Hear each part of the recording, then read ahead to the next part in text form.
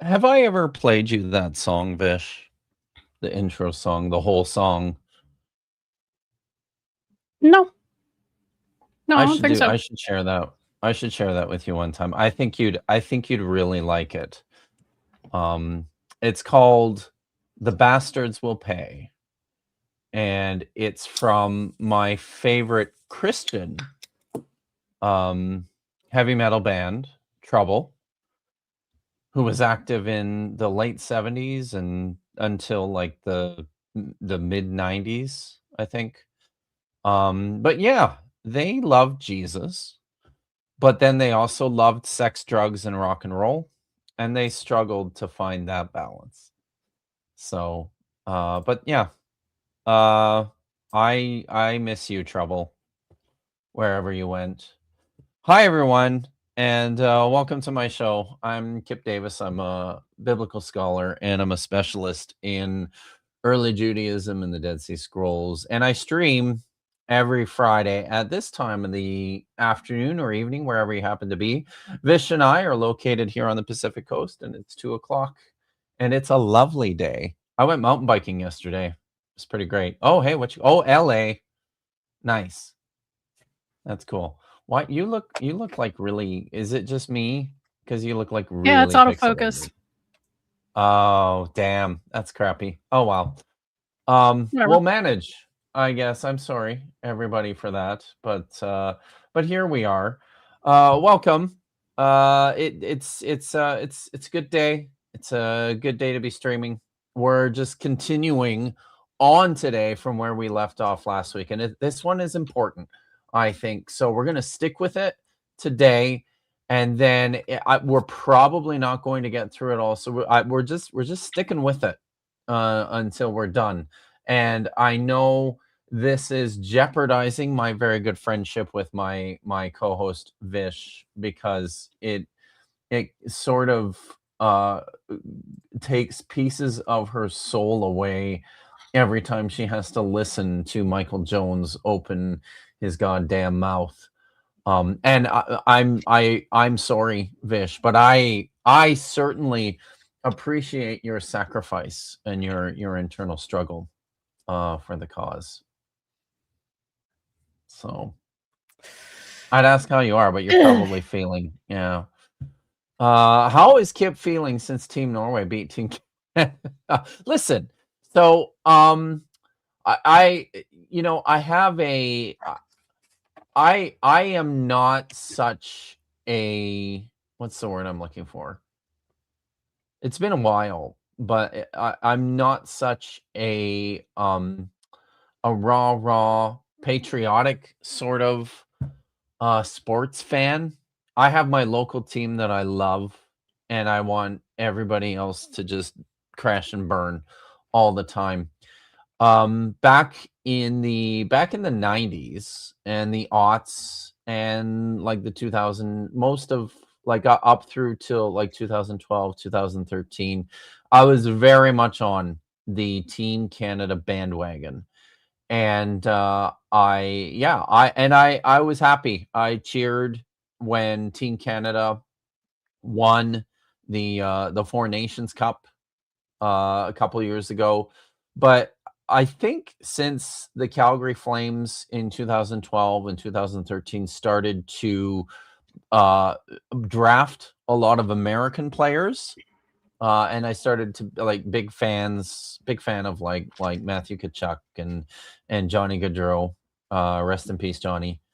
And some of these guys, I was like, my national allegiances started to shift, especially with respect to the fact that Connor McDavid plays for the Edmonton Oilers. That didn't help matters at all, right? So you know what, I was at home just working away when my good friend Matthew P. Monger, professor of Bible at MF Norwegian School of Theology, texted me to check in because Norway had just beaten Canada for the bronze medal, and I didn't even notice. I was And I was like, gonna oh wow, ask you if you heard from Matt Monger.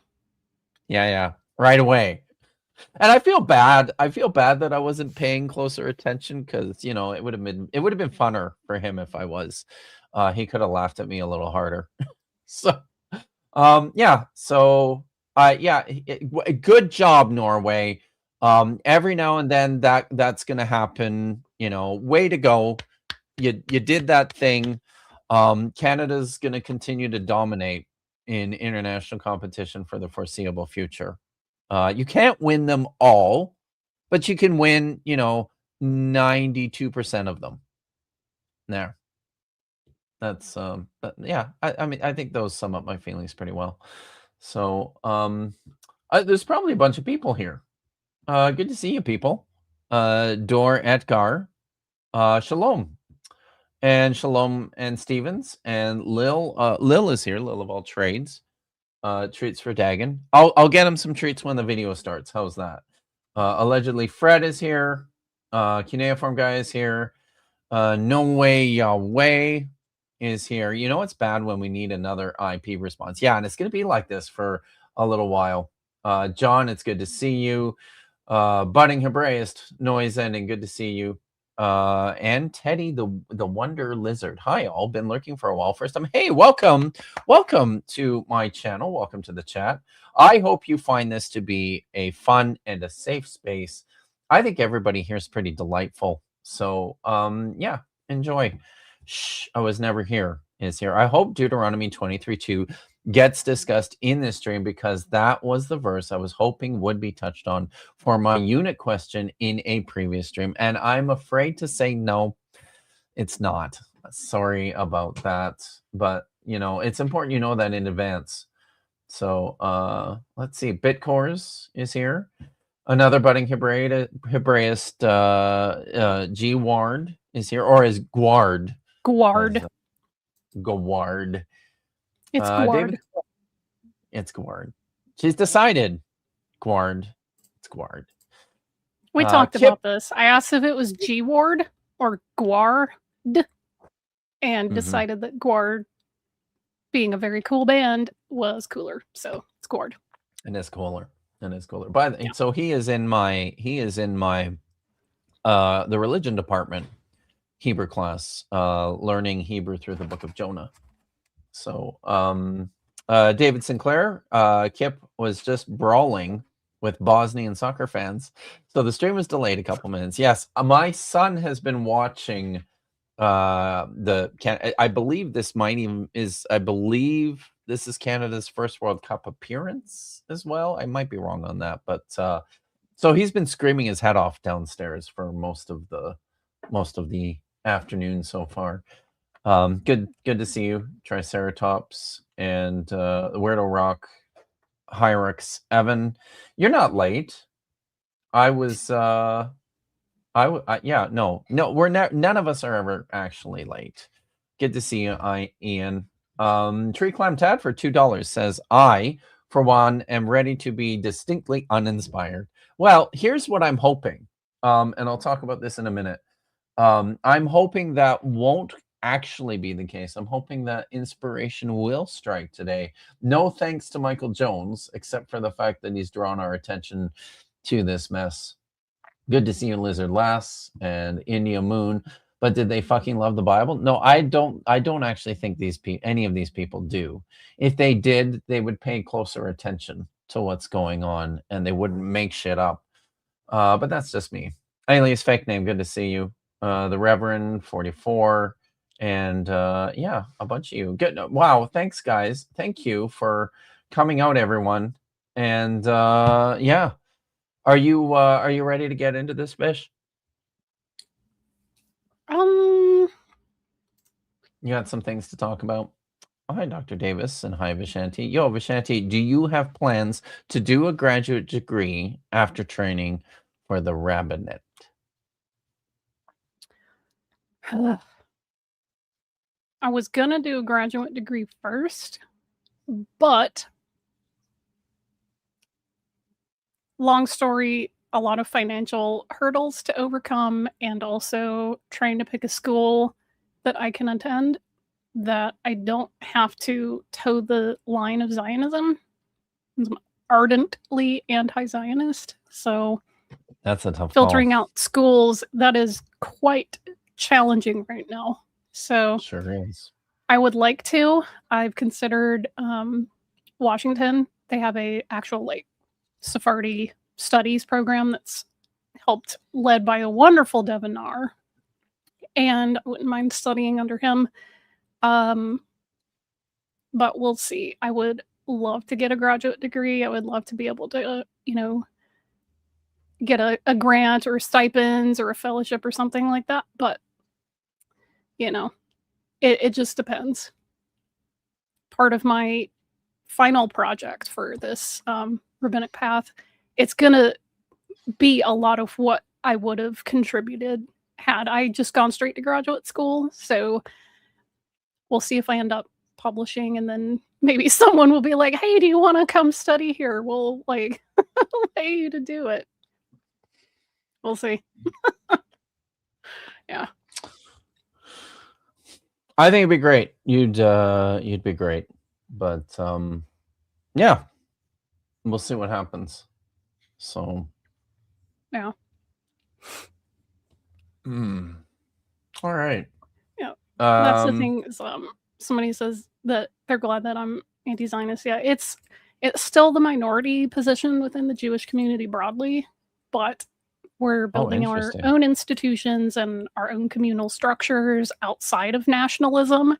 So I'm glad that we're kind of creating what we need, because mainstream spaces really don't want much to do with us, even after, almost 3 years of genocide, naked genocide. Wow. So whatever, listen, adapt or go extinct. We're just going to adapt, and we're going to move on, and we're going to do Judaism without nationalism. And if people don't like that, okay, bye. Yeah. I gotta say. I was kind of, it is kind of my strong impression, right, is that, and I think this is probably because almost all of my Jewish friends are academics.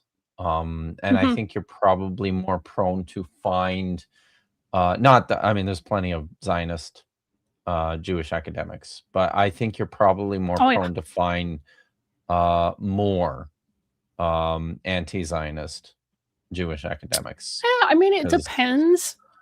There is quite a stark generational divide when it comes to that, but yeah, they're kind of all over the spectrum. I'm connected with SBL and AAR's like non-Zionist and anti-Zionist like academic network, so I always make a point to go to a lot of thematically related presentations and papers when I'm at SBL and AAR. And Natalia Omer has been heading up a lot of really cool work, and they've managed to get some really, really cool academics on board to help get the word out and just say like, hey, it's not just the genocide, there's scholasticide too going on, and there's like, press being murdered. So this is affecting a lot of different people, and this is all, it's connected especially to like US imperialism and the way that we are like, we're just going to defund all education because if it's woke libtard stuff, can't handle this. It's play by play fascist takeover. It's the same exact crap, almost like step by step what the Nazis did. Burning down the Institute for Sexualwissenschaft, where they were literally doing some of the earliest investigations into like transgender and transsexual individuals, right? And all that got burned down. So when people are like, "Oh, this trans thing just happened overnight," it's like, no, the Nazis burned this shit like 100 years ago. Yeah. So yeah, it's an echo. Anyway. So very true. Yeah. All right. Open book test. I love when America's failing it. Woo! Trey Clem Tab for $5 says, unfortunately, I don't think you can get a degree in David Lynch memes. You'd have that. I think if you'd have that one already. That on lock. Yeah. If there was, if you could. Love me some David Lynch memes. Yeah. Just wanted to. I thought, yeah. Good to see you, Ryan. While you were away, Ryan filled in. And did a great job. It was fun. So thanks for coming by. Okay. Are we ready to it's get so this funny. get this going? Wild at Heart is the best movie they've seen drunk. I actually have a quote from Wild at Heart on my little battle vest, and it's the one that's like, "This here jacket is an expression of my individuality and my belief in freedom." I thought that was a pretty good patch to stick on there. It's funny and it's also semi-ironic, but yeah. Love me some David Lynch. Nice. Oh, it's a David Lynch thing. Okay, thanks. Yeah, Wild at Heart. It had Nick Cage and what's her face? Was Wild at Heart was a David Lynch movie?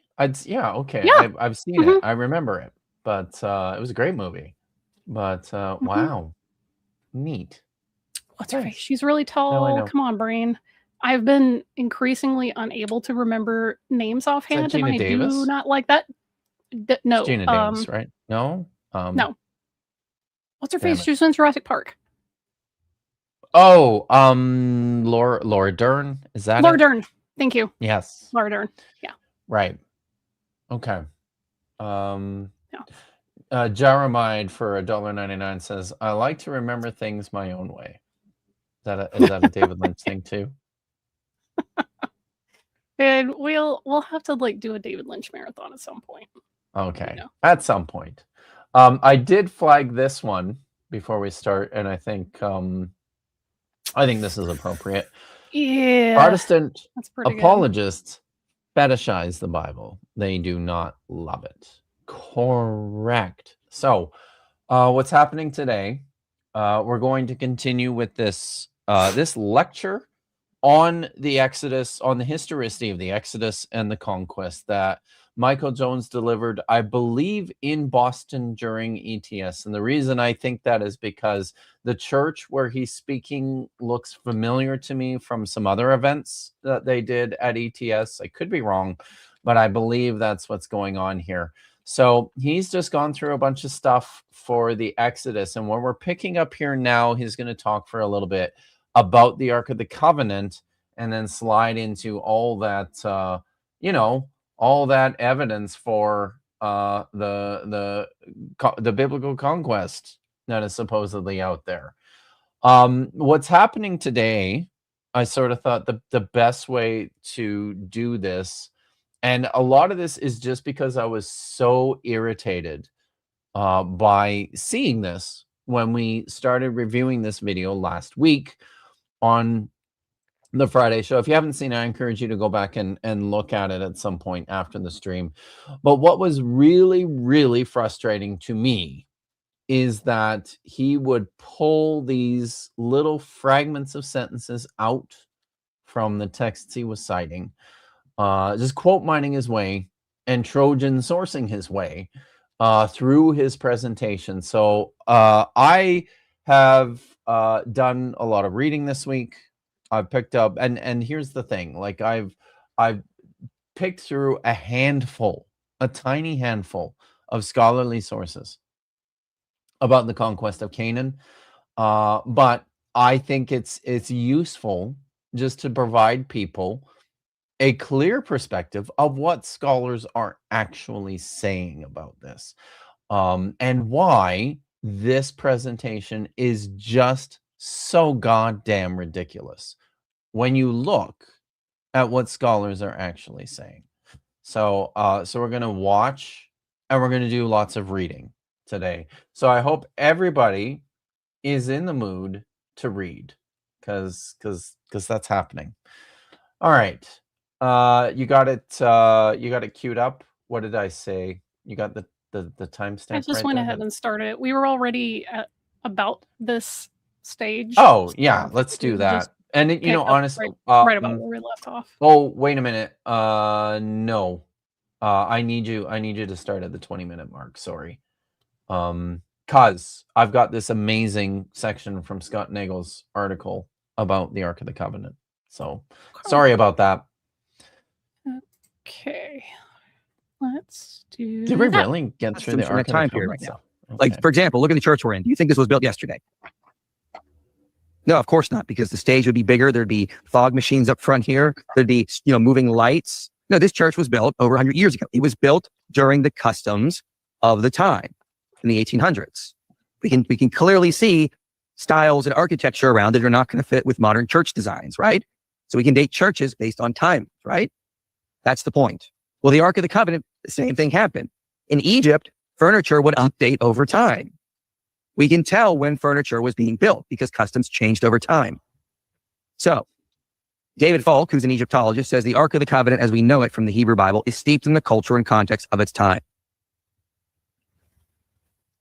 Egyptians were really into Egyptian ritual furniture. Something like this. It's a bar. That's true.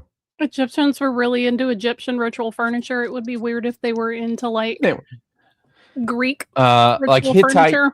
Hittite ritual furniture. Or Hittite, Greek yeah. Ritual, yeah.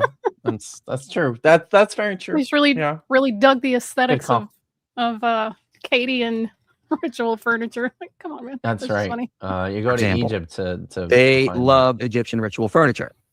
And so they had dip at the end because they, just like we update customs and the way we build stuff over time, so did the Egyptians. So the Ark of the Covenant, as it most likely would have looked, would have been something like this. The poles are actually at the bottom. People sometimes you put them at the top. Most likely would have in the way we build stuff over. Do you want to talk about what this image could really teach people about the influence for the Ark, how it was built and what its function was and how it was carried and all that? Yeah, so I think if I'm hearing you correctly, you're keying in on the fact that this is like a throne, like a what do you call it? Like a portable throne. The pharaoh's being carried around here, and that's sort of that's the focal point of the Ark. And Esther Hamori is going to talk about this in a minute in something that I've got queued up to read. But it's basically the Ark is a representation certainly in some texts. I don't know about all of them, but certainly in some texts as like the throne of God, the locus point of God's presence. Is that what you were getting at?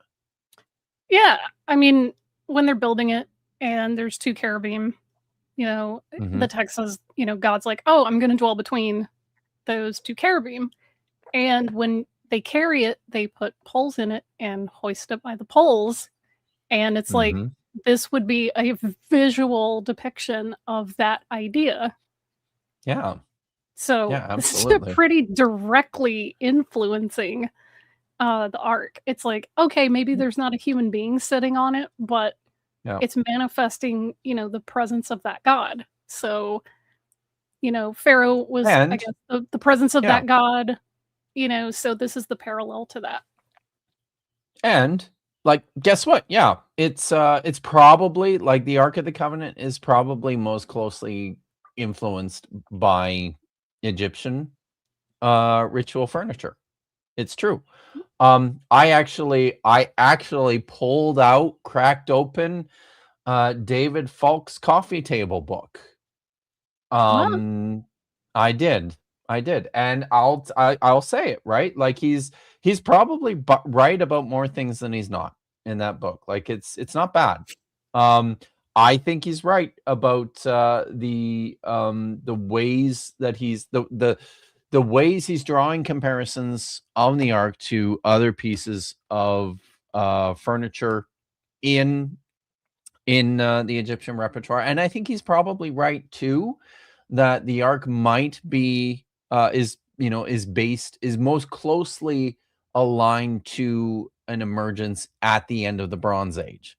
So I don't know if that's like, I wouldn't fix it as tightly as he does.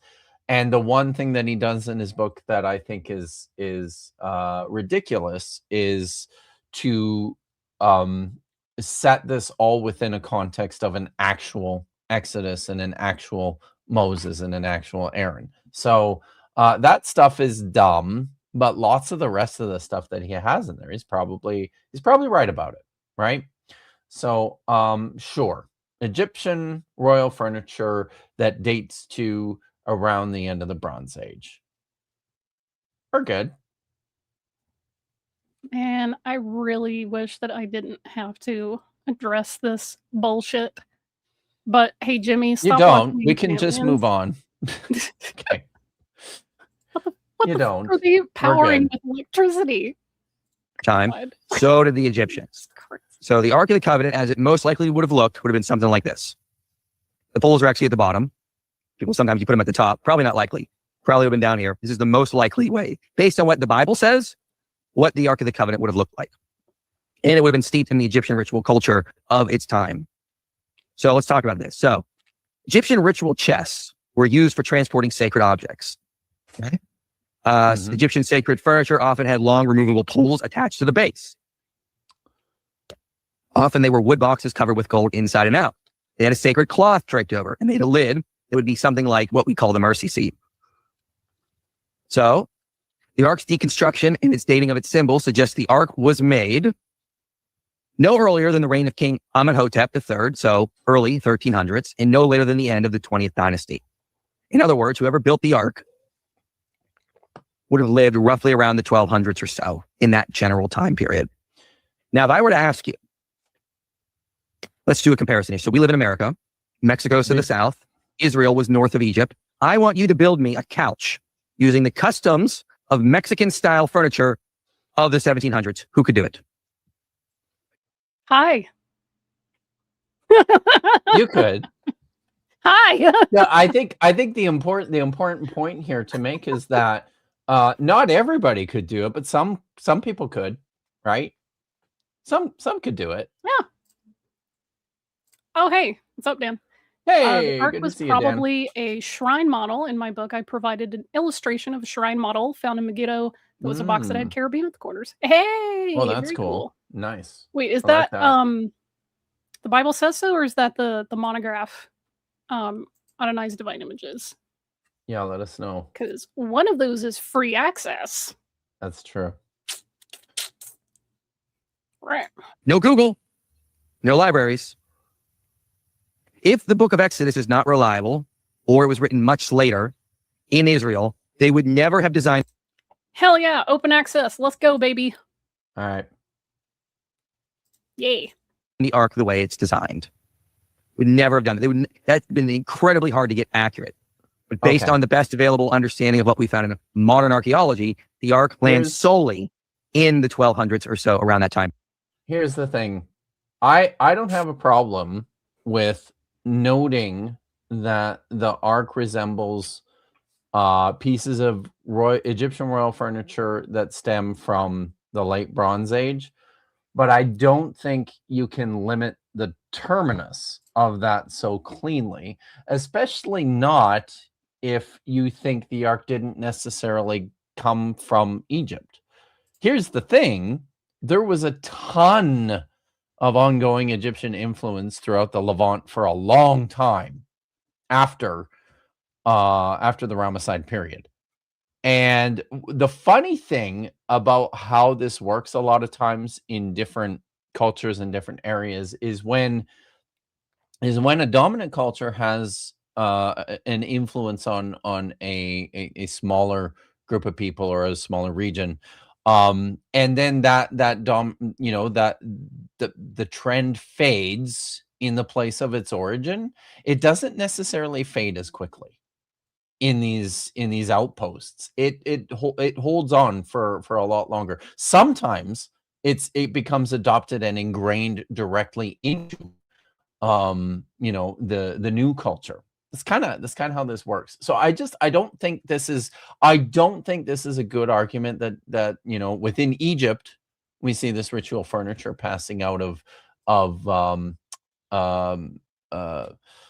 trend, I guess. I don't think that holds for everywhere. Yeah. We can continue. And even non-Christians will acknowledge this. So Scott Nogel doesn't believe an Exodus happened. Says exactly how and when the object became an aperture of Israelite cult is difficult to say, since biblical texts mythologize the Ark's creation. Nevertheless, archaeological evidence suggests that the late Bronze Age provides the best opportunity. So even he acknowledges. All right. Someone doesn't believe the Exodus happened. Whoever designed this mythological Ark, it's based on a time period of the 1200s. What are the odds? Do you think? I was just saying, do you think we should maybe look at this whole Oh yeah. sentence and maybe a Oh, paragraph? certain. Mhm. Because I got it here, and this is the thing that is most irritating. So here's Scott Nogel's Are we about to get Trojan article. sourced? In a manner of speaking, I think so. And this is what Okay. I want everybody, as we're going through this video, right? And as Michael will cite the occasional scholar to support his ideas, many of whom do not agree that there was an exodus or a conquest of Canaan. You should be asking yourself why. Why do they promote this idea that Michael wants to latch onto, but then end up rejecting any, commitment to an historical exodus or conquest? These are the questions that people should be asking. Did you have something to say before I read this, Vish? Well, go for it. All right. So I'm starting here on the second paragraph, which is where Michael started. And we're going to look at footnote 66 here, which is really important.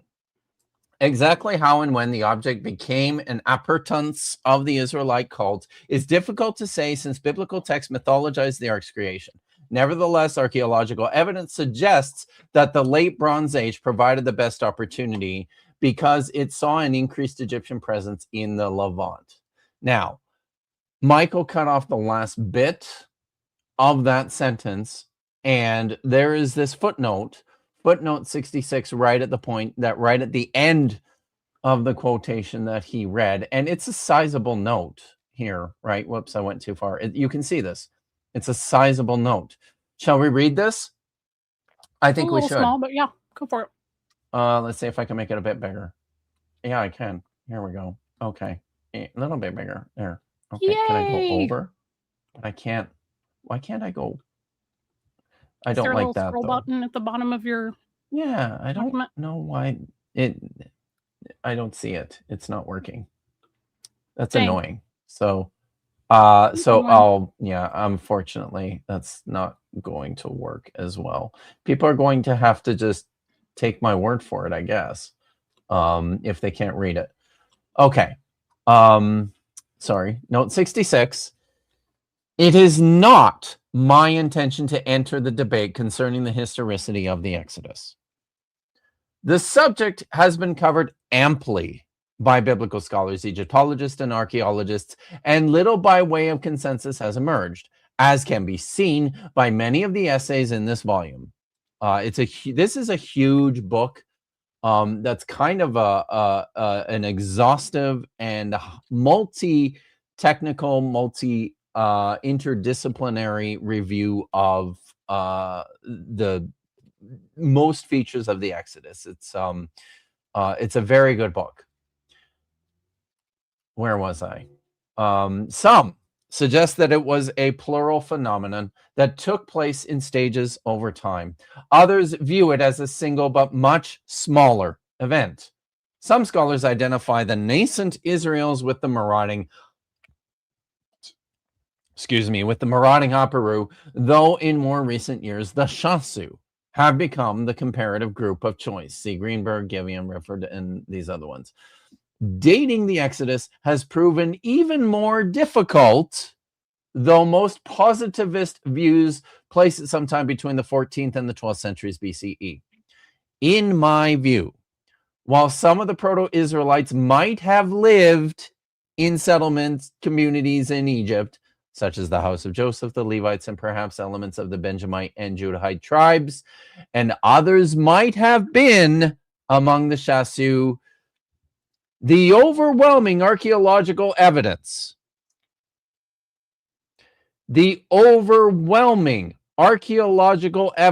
suggests an indigenous late Bronze Age Canaanite origin for most of the Israelites.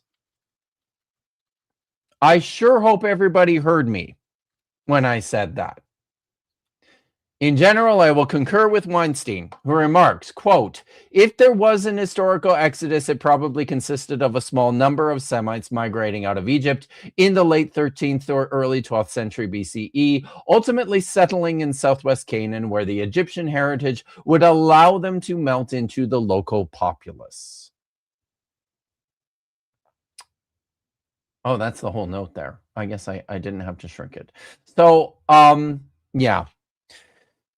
Scott Nagel thinks that the Ark of the Covenant potentially finds its best place of origin in late Bronze Age Egypt, and is rather emphatic in noting that he is in agreement with the overwhelming archaeological evidence, which suggests that the Israelites were indigenous late Bronze Age Canaanites. I'm going to continue reading some of this, though.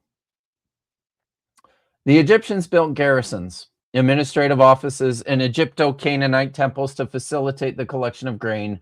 The Canaanite elites, meanwhile, often sought to emulate Egyptian customs. Of course, they did not adopt Egyptian practices wholesale, but adapted them to fit their own religions, as Beth Nakai observes. These temples blended Egyptian structural and decorative elements with Canaanite architectural forms. Egyptian ritual and other objects were found alongside Canaanite cultic paraphernalia. Iconography often exhibited qualities of synthesis rather than exclusivity, but in general, the gods and goddesses of Canaan prevailed. The late Bronze Age also saw movements of Canaanites and Egyptians in both directions, and it is at this time that the Merneptah Stele records the earliest written evidence for the Israelites in Canaan. This was a formative and flexible period in the history of Israelite religion, as it also saw the gradual fusion of the Canaanite god El with Yahweh. However, of particular relevance here are the great many seals, scarabs, and other objects found in Canaan, which Otmir Keel has shown attest to the Canaanites' fascination with Memphis and its god Ptah, also known by his syncretic name Ptah Soker Osiris. Ptah Soker Osiris was at once the creator, the son, and judge of the underworld, and he was the patron god of craftsmen. Like Yahweh, he created the world by fiat and was a god of justice who rewarded the righteous and punished sinners with death. It is in this context of Egyptian Canaanite exchange, Israelite religious syncretism, and Levantine interest in Ptah Soker Osiris that I envision the Israelites' adaptation of the Egyptian bark. Those features, functions, and associations that the Ark shared with its prototype represented facets of a shared taxonomy, aspects that made sense in both Egyptian and Israelite religious contexts before the object was integrated. Thus, the Ark retained its significance as a throne and a footstool and as the symbol of God's presence, and it continued to be a source of oracles. By calling the object an Aron, that's the Hebrew name for it, the Israelites retained the Ark's chthonic associations that resonated with the priestly conception of El Yahweh as a creator god to whom the first fruits are offered in Leviticus 23, 9-14. On the other hand, those features that did not resonate with the priestly conception of God were refashioned or reconceptualized. Thus, the object's connection to a boat was obscured by referring to it as a throne and footstool, and by naming it an Aron, which suggests its use as a coffin. These labels serve a dual purpose. As throne without a statue, the Ark visually conveyed the aniconic nature of Yahweh. As a casket without a body, it ingrained the notion of Yahweh as a God who cannot die. Concomitantly, the deposition of the tablets into the Aron replaced any suggestion of a divine judge of the underworld with objects that represented Yahweh's role as divine judge and lawgiver. Thus, Yahweh became the ruler of the entire cosmos from the heavens to the underworld, and threshing became an idiom for the judgment and dismemberment of Yahweh's enemies. So there we go. This is what Scott Nagel thinks about the Ark and its connection to Egypt. And guess what we're not, everybody is seeing what I'm seeing here. He's not talking about the Exodus for obvious reasons, right? I mean, he points it out there in the footnote. The strong scholarly consensus here is that the Exodus, certainly the Canaanite conquest of Canaan, are things that did not happen. The Israelites were always Canaanites that were supplemented by other groups of people coming in from the outside. This and bringing traditions in, and these things melding into the larger culture. But none of this is stuff that even enters the fray of whatever the fuck Michael Jones is talking about. That's a problem. Really quickly, Jeremiah for 199, Lynchian lighting and setting, and Ann Stevens gifted 10 Kip Davis membership, so you can use the little mud Kip Davis emoji, which is pretty cute. There's other emojis. Jeremiah for 199. The Egyptians had Ethan Allen furniture money. Oh my God. I used to love going there when I was a kid. We never bought anything whenever we went to Ethan Allen because, right, like who can afford it? But wow, was it fun to wander around and look at how the other half lives. Yeah. Guard came up with some lyrics. Dig through the scripture and burn through the blessed myrrh, sand on the back of my Merkava. That's pretty great. Good stuff. Jack says they hate when Mike quote mines his opponents and acts like everyone has to agree with that one opponent's supposed concession.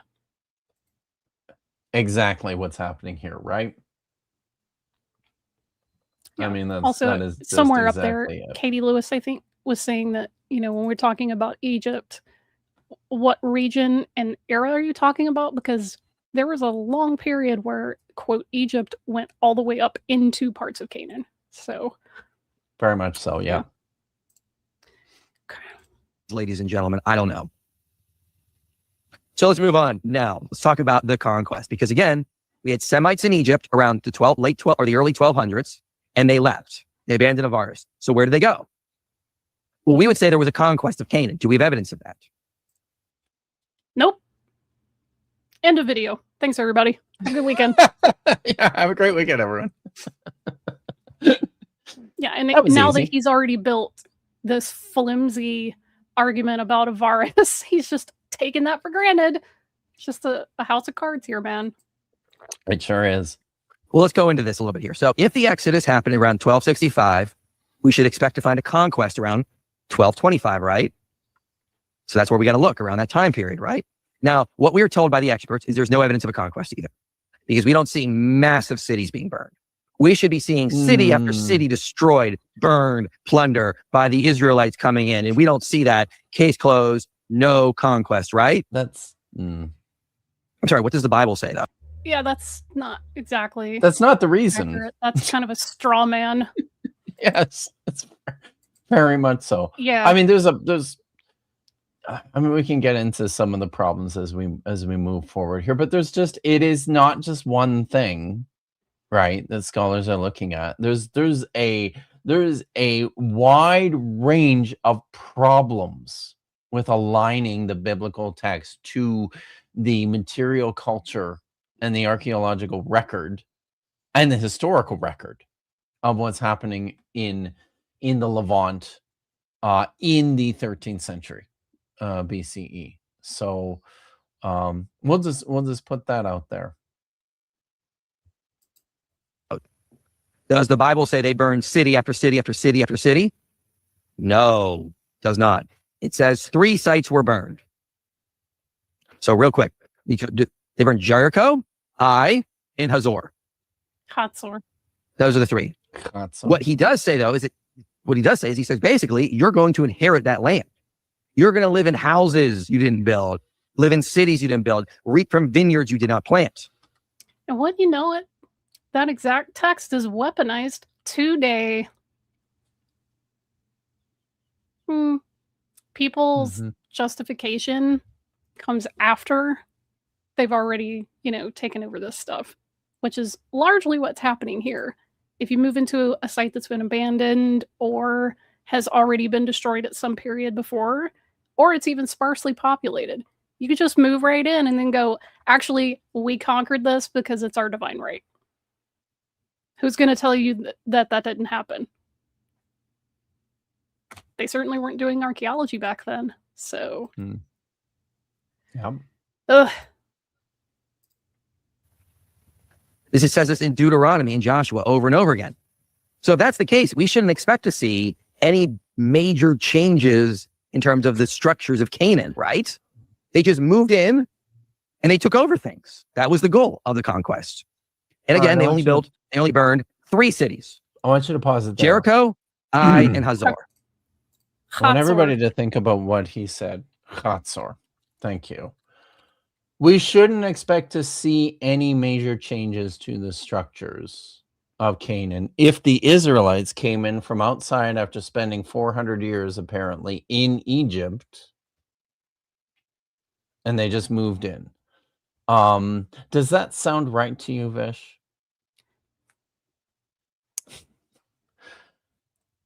Because it's hard for me to tell sometimes what his actual argument is, because I've watched enough videos of people debunking him and responding to him that when you try to pin him down on a claim, he'll go, well, that's not what I was actually saying. And then he'll run off to another thing and try to weasel his way out of it. That's fair. To my ear, because this is what we do see within the archaeological record. And one of the major problems with the conquest from outside models of the origins of the Israelites is the fact that there is just so much continuity, cultural continuity from the Bronze Age into the Iron Age. That's kind of a major deal. It suggests that the people who were there were always there and they continued to be there. And they just continued on as they were. Shit's happening around them, no question. But at no point does it actually look from within the archaeological record that there was a displacement of one people by another people group. You should see that happening. You should be able to detect that in what has been preserved through archaeology. So I'm going to bring this up. This is from Christian Frevel's History of Ancient Thank you, Gordon Israel. Loves Science, gifting some more memberships. Thank you very much. Thank you, Gordon Loves Science. You guys are very generous. I appreciate it a great deal. Just make sure. So I'm reading. Okay. I got a couple selections here from Frevel to read. Starting with this paragraph here. In any discussion of the conquest of the land, it is essential to understand the conceptual contrast between an Israel that entered the country as an ethnic entity from outside, and an Israel that only gradually formed within the country and emerged therefrom as a new ethnic entity. Expressed in technical terms, one may speak of an allochthonous, coming from outside, and allogeneic, originating outside, and an indigenous, emerging regionally culture. Recent research has shown that Israel is no different from its neighbors in that respect. Quote, with the exception of the Philistines, all the subsequent peoples of Palestine, for example, the Moabites, the Ammonites, as well as the Judeans and the Israelites, are predominantly indigenous. All of the subsequent peoples of Palestine are predominantly indigenous. And an allochthonous origin is by no means undisputed any longer, even for the Philistines. The process of transition from the Canaanite urban culture to the Israelite village culture is part of a long-term development in the southern Levant in which To put it a little more poetically, the rhythm of history remains recognizable. Just moving on here to the next page. Any migration of larger parts of the population as a background for the emergence of Israel must be ruled out. Israel neither came from Egypt nor from the Transjordan to the hill country of Samaria on a large scale, as was recently brought back into the discussion on the basis of ethnographic studies. This also applies to the transition from the late Bronze Age to the Iron Age for the migrations of the patriarchs. There were migrations due to climactic and political shifts, and this includes people groups crossing the Jordan, but not on a large scale, such as a mass migration of peoples, an exodus, or a conquest. The assumption that the archaeological findings from the Iron One period do not presuppose an extensive population exchange, but rather contradict it. It is now a consensus.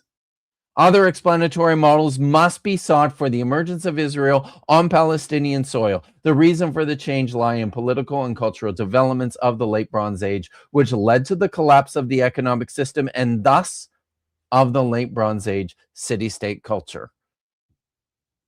Just a sec here. I seem to have lost my Vish. Okay. Oh no. Vish's internet just died. So I'm hoping that that comes back. I shall attempt to carry on my own without her if she can't make it. But Godspeed, Vish, and I hope you I hope you're back. So I have another selection here to read from Frevel. I think it's this one. Here he's talking about continuity and discontinuity within the city-state culture. At first glance, the settlement patterns between the late Bronze Age to the Iron Age give the impression that a complete change occurred. The published survey data report that the number of settlements in the highlands increased approximately 500% between the late Bronze Age and the Iron Age. So that's from Yuval Gadot. Furthermore, the changed settlement pattern was not only accompanied by a demographic rise of settled people, but also included technological and architectural changes. While all this points toward a radical change, things are not straightforward. There was continuity, change, and regional diversity. The northern cluster of new settlements evinces much more continuity within the city culture than the cluster of new farmsteads. Yes, Vish is back. Hooray. Hi there. Yeah, my internet just completely died. Damn it. Well, we're very happy you're back. We're learning about continuity and discontinuity within city-state culture. Very cool. So the northern cluster of new settlements evinces much more continuity with the city culture than the cluster of new farmsteads in the Sumerian hill country, which were almost entirely new. The Iron Age one was a transitional period between the urban cultures in the late Bronze Age and those in the Iron Age 2. The process was often conceptualized as a sequence of clear-cut phases of decline and emergence. However, recent data have convincingly shown that the phases overlap somewhat. The late Bronze Age city-states continued for a while during the process of decline and coexisted with the developing new settlement patterns. Or, to phase it the other way around, the new settlement process had already begun in the 12th century BCE when the city-state culture started to decline. When the peak of settlement waves was reached in the 11th century, the decline still continued and the waves of settlement extended into the 10th century BCE. Despite the changed settlement pattern, the early Iron Age village culture cannot be described in complete discontinuity with the late Bronze Age urban culture. It is true that luxury goods such as ivory, jewelry, and valuable ceramics, as well as the late Bronze Age cylinder seals, were no longer produced. However, No complete break connected to the newly developed village culture can be interpreted ethnically in the sense of an opposition between Canaan and Israel. There was no change of language or dialect, at least as far as discernible. Utilitarian pottery and architecture were subject to functional changes, but were still in continuity with the late Bronze Age. Funeral rites hardly changed. The religion of the early Israelites was not fundamentally different from Canaanite religion. However, its systems of symbols was far more oriented toward the immediate needs of the farmers of the hill country. The transition between late Bronze Age urban society and early Iron Age village society was economically, culturally, and socially much more fluid than often assumed. This also brings the biblical portrayal of a clear contrast between the late Bronze Age Canaan and the early Iron Age Israel into question. While the late Bronze Age urban culture was characterized by a division of labor and achieving economic growth, trade and crafts, village culture functioned as a subsistence economy, characterized by the bartering of natural products. This was due to the relatively low level of social stratification in village culture. That is, there were only minor differences in status and hardly any elite or economically distinct classes within society. Scholarship, therefore, often refers to the early Iron Age social structure as an egalitarian tribal society. It should not be overlooked, however, that the craftsmen were also needed in the early Iron Age, and perhaps apart from the long-distance trade was also conducted.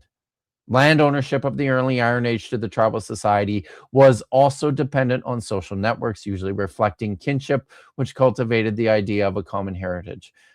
This goes on. Let's see how far. Actually, I will finish the paragraph here.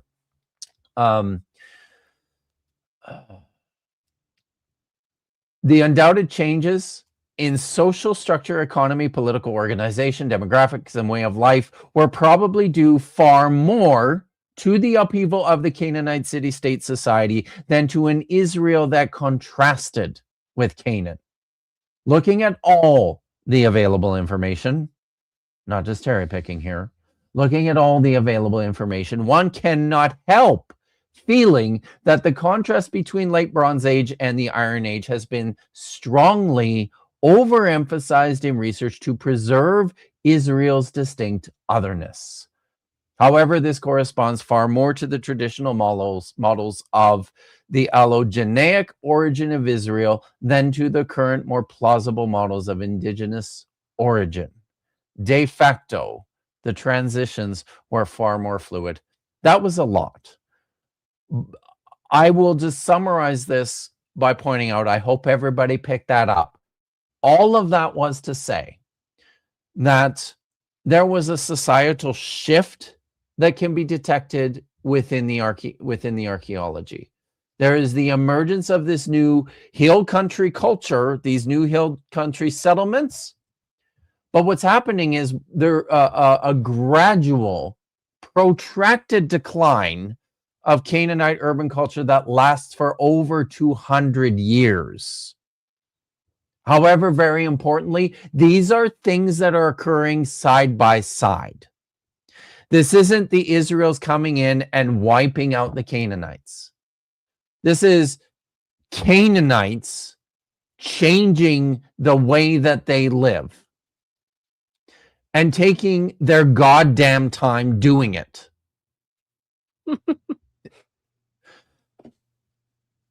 Do you have anything on this?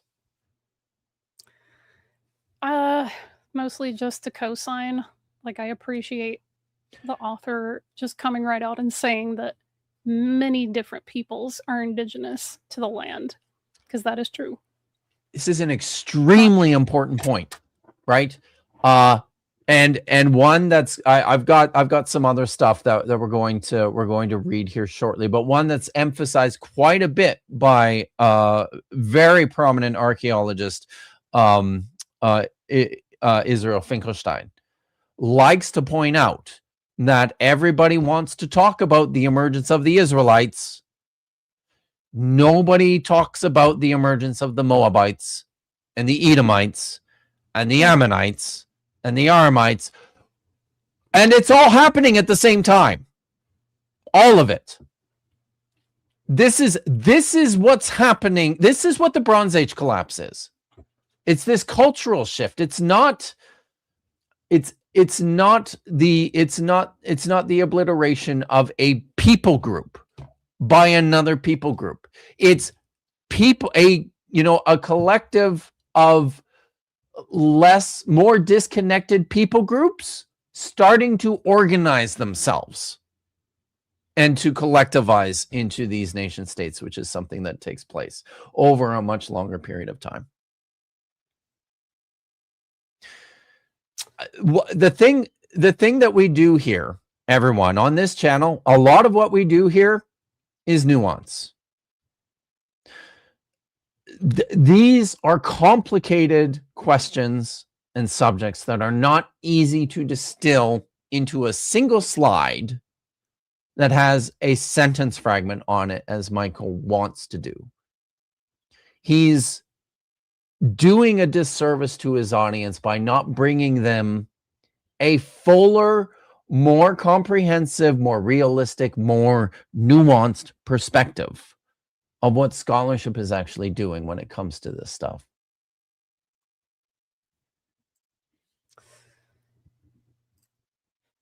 Deep Flower nails it. Evangelicals want simple answers. Yes, they do. Any historian will tell you that history is not simple. It is very complex with lots of variables.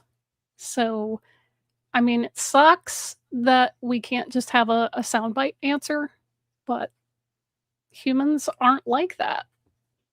Yeah. We're complex beings with complex societies, and our history is just as complex. It doesn't fit neat little soundbite categories. Sorry. It's a fucking mess. It really is. Sorry. No, I was interrupting you. Do we want to hit a couple of these super chats that came in before we continued? Sure. Okay. I think Lieutenant Matt the Navigator. Okay. Lieutenant Matt the Navigator for 5 says, BRB, I'm going to go write a primary source about the Spanish Armada. That's what we're talking about, right? 3 clam tad for 2. Here I go again on my own. Kev Davis project. Yes. Did we get Matt's earlier one? The text more than half a millennium. Did we read that one already? Oh, just in case. What does a text written more than half a millennium later say about the history? Who's a fuck? Who gives a fuck, right? Yes. The appropriate response. Thank you, Matt. Appreciate it. So, thank you, everyone. But now for that your I generosity. have, I appreciate everything reloaded. Thank you for hanging in there, Vish. My camera started spinning, and then chat crashed, then Discord crashed, and then I looked down at the little monitor that tells you where your internet connection's going, and it was just like completely busted. So I don't know what happened. So, all right. And Hazor. Now, what about these cities? Were they burned? Well, for the longest time, we've heard there's no evidence of Jericho. I have some good news, though. We talked about this last The latest reports on Jericho from the leading archaeologist there, Lorenzo Nagro, has published a little bit of research within the past few years. First in 2020 and then in 2023. And I assure you, you're going to want to see what the latest reports on Jericho have to say. They are very... Is there indisputable evidence that the walls were pushed in by angels supernaturally? No. Is that what they say? Is there evidence that people circled around 7 times and then blew a bunch of horns and then the walls collapsed? That's not there. Not at all. Actually, sorry. Before we continue, I just want to bring this up because I did mention it, and I got a bunch of things that I'm probably not going to get to at all, but I did want to point this one out. This is from Israel Finkelstein. Here he says, archaeology has revealed an unprecedented wave of settlements in the highlands of Canaan that commenced about the same time. This is at the time of the first mention in the historical record of an entity known as Israel from 1207 BCE in the Merneptah stele. In the course of in the course of the Iron Age 1, the 12th to 10th centuries BCE, about 250 settlements were established in an area between Beersheba and Jezreel valleys. Since most of these sites continued to be settled uninterrupted into the Iron II Age, when they formed the heartland of the state of Israel and Judah, their inhabitants can safely be referred to as Israelites or Proto-Israelites. This is the material background for the rise of early Israel. Importantly, though, two main questions have dominated the study of the emergence of early Israel. First, what was the origin of the Iron One villagers of the highlands, the Proto-Israelites? Since a similar process took place at that time in the highlands of Transjordan, one should ask the same question about the Proto-Ammonites, Proto-Moabites, and Proto-Edomites. Second, what were the forces that stimulated the foundation of hundreds of small, isolated Iron One communities in the highlands? Earlier scholars could not reach a consensus about the answers to these questions, and theories shifted between a complete reliance on the biblical text and a total denial of its value as an historical record. But in recent years, the spectrum of views has narrowed quite dramatically. First and foremost, most of us agree today on what we do not accept, and that in itself is a remarkable achievement in historical research. Surprisingly, sorry, my phone's trying to hang up. Stop it. You all right there? While you're fixing Damn that, it. Why won't you hang up? I did see a comment I don't want to talk from to Dan. this person and this.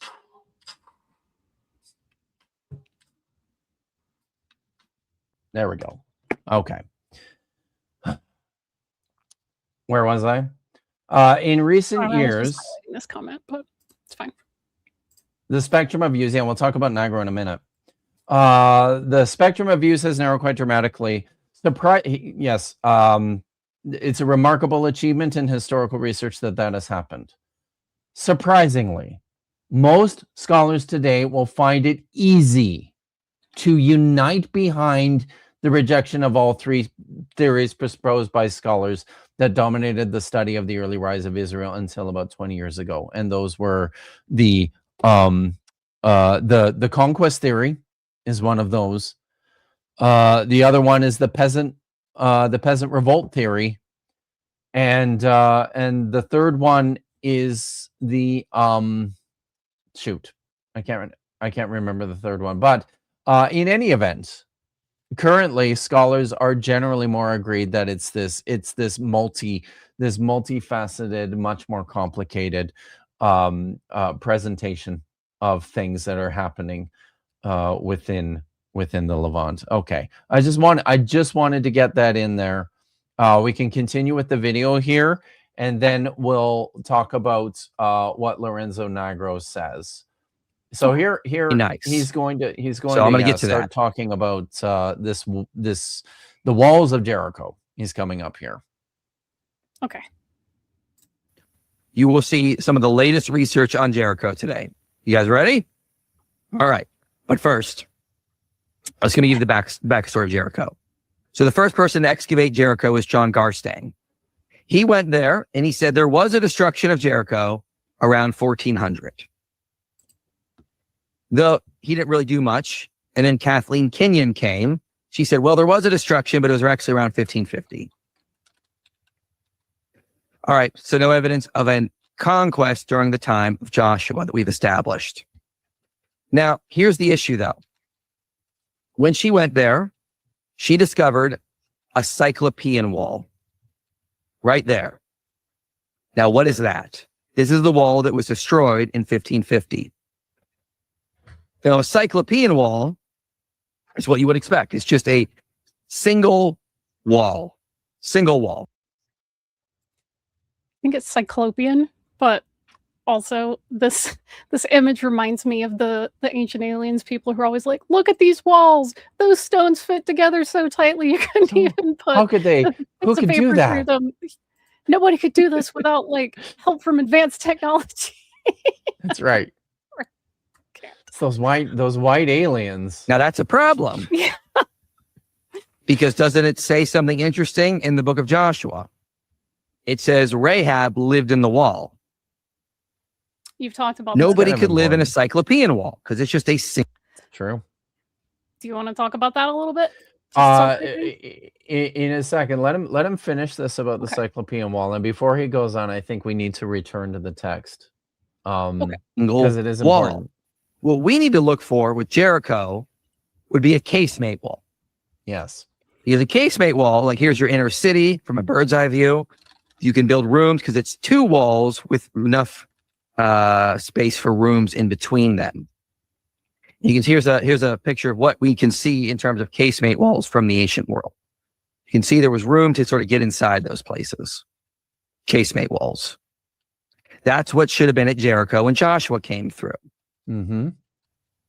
Also, an important thing about it as well is that 1550 destruction, the one that Kathleen Kenyon found, the one that early daters of the Exodus are desperate to try to turn into Joshua's destruction, doesn't work.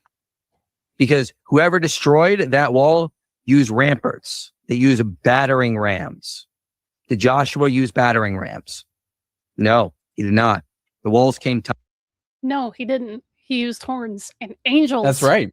Yes, that's exactly what happens in the text. Mm-hmm. Depending on which text, like account you read, the walls either got pushed straight down by angels or they fell inwards by the power of sonic blasts. Or they kind of, yeah, right. And they kind of sound like they just crumble in, like, almost. It says that they fall on in place, essentially, right? Just let it go to stop it at 30 minutes. So okay, tumbling down. If we get, they didn't have to use any batter ramps, or before 30 minutes. Yeah. Back to the timeline. So even if this destruction could be redated, it's not Joshua's destruction. It can't be. Because again, it's the wrong wall. Right. Mm-hmm. It's the wrong destruction. That's right.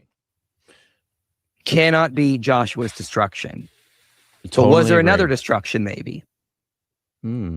Well, Garstang actually thought there was two destructions when he went and looked there. People don't realize this. He said, though in general, the remains of this building and even its destruction layers were well preserved, it was found, unfortunately, to have been disturbed in places by the foundation of a stout building of a still later date. It now made clear that the pottery proper of this middle building belonged to a second phase of the late Bronze Age. So when he went there, he found that early destruction, but he said there's even evidence of another destruction that happened later. There were two destructions. So someone destroyed it early, they rebuilt the city, and then someone came back and destroyed it again. So two destructions there. Now what happened again? After the 1550 destruction, the Cyclopean Wall, the one that was destroyed with battering rams, the people there, they rebuilt on top of it. They refurbished with a mud brick wall. So they built a new mud brick wall on top of the surviving crest of.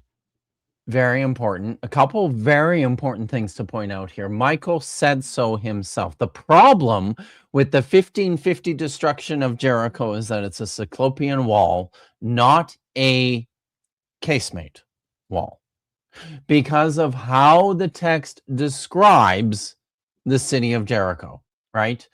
And I think we should look at this. So I'm gonna pull this up now.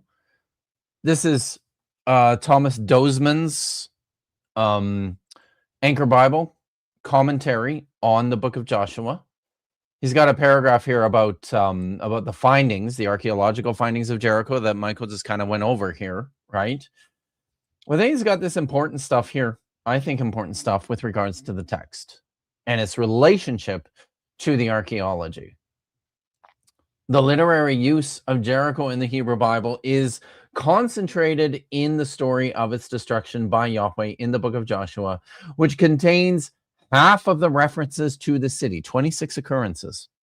In Joshua, the city of Jericho symbolizes urban life, royal city-states with strong walls and monarchs in the promised land, and requires extermination and is cursed for all time in Joshua 6. Outside of the book, Jericho is a minor city that functions as a spa or a health center. David sends men to Jericho to recover from the shame of having their beards cut off in 2 Samuel 10:5. And the Israelites also send Judean captives there for recovery in 2 Chronicles 28, verse 15.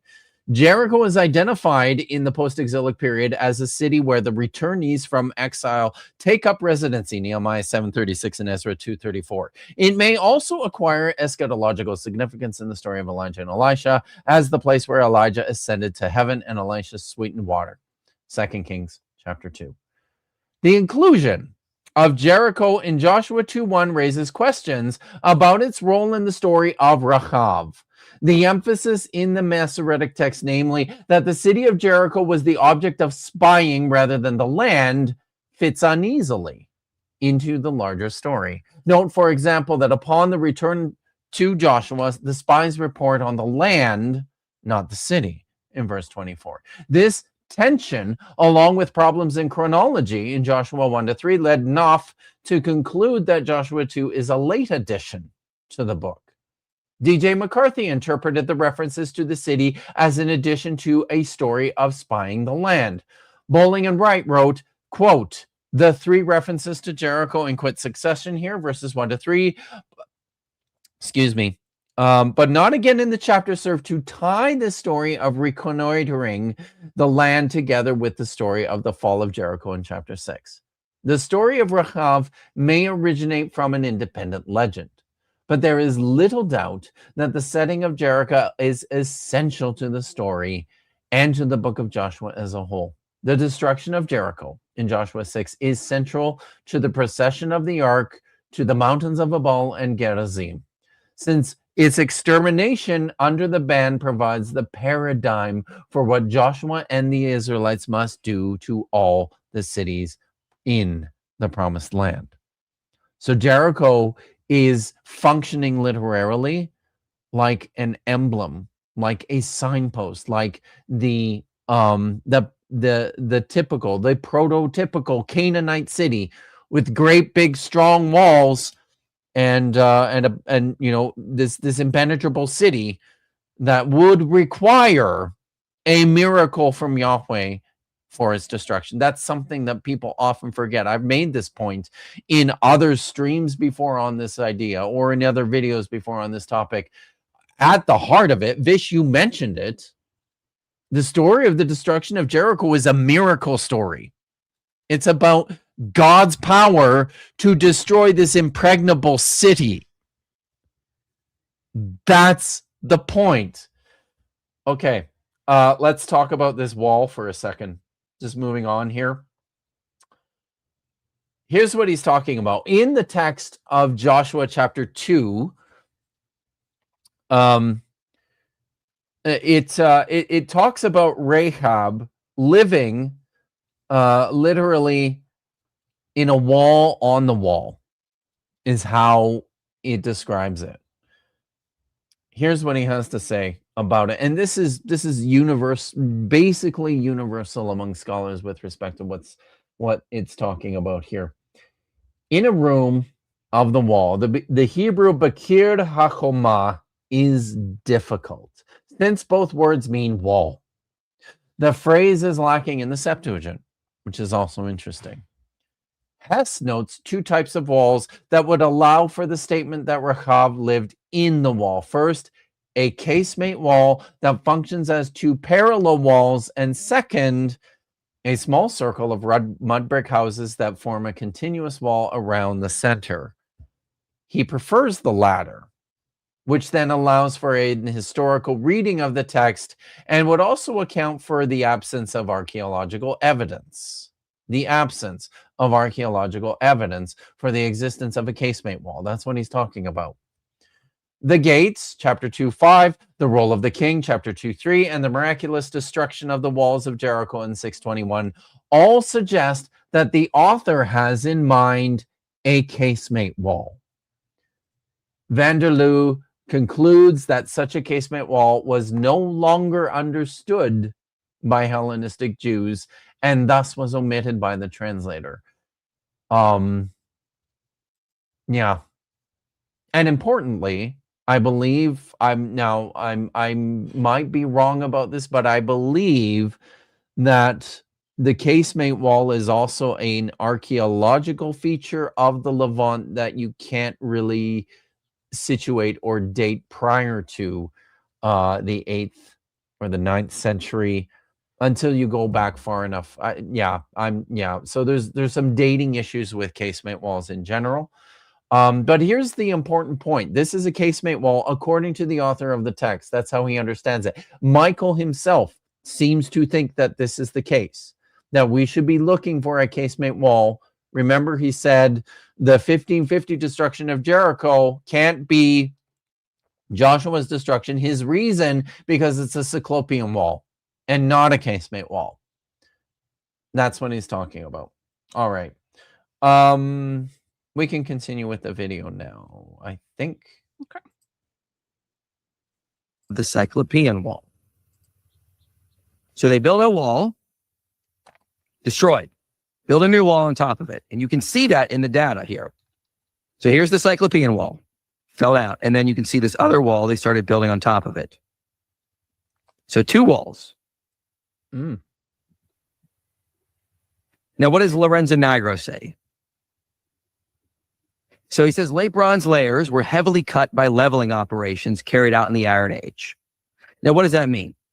So what it means is Solomon, when he built up Jericho, he started digging in to Jericho, disturbing the layers there, cutting in and changing stuff, removing evidence of anything that happened. So it's not that when we look there, we find evidence of a destruction. It's not that when we look there, we find no evidence of a destruction. It's when we look, the layers that would tell us about a destruction are missing because they were disturbed by later builders, which is unfortunate to say the least. Pause in there. But it's not that we haven't. Can you see, Vish? It's small, but can you see there the page references for Nigro's? 202 to 204. That looks small, eh? For that doesn't look like enough text to fill out like 3 pages.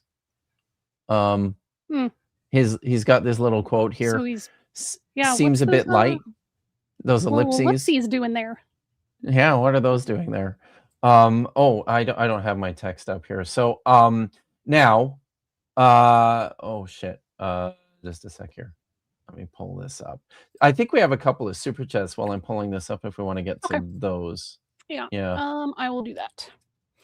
I hope everyone's having fun. Dave for 5 beaver bucks. Breaking news. Dave. Scientists discover Jericobtanium. New space walls expected before 2030. It's good to see you. Olivia Williams for 6.99 beaver bucks. Cyclopean walls. That makes me think of Lovecraft. That's the kind of description he used, and I usually interpreted it as huge.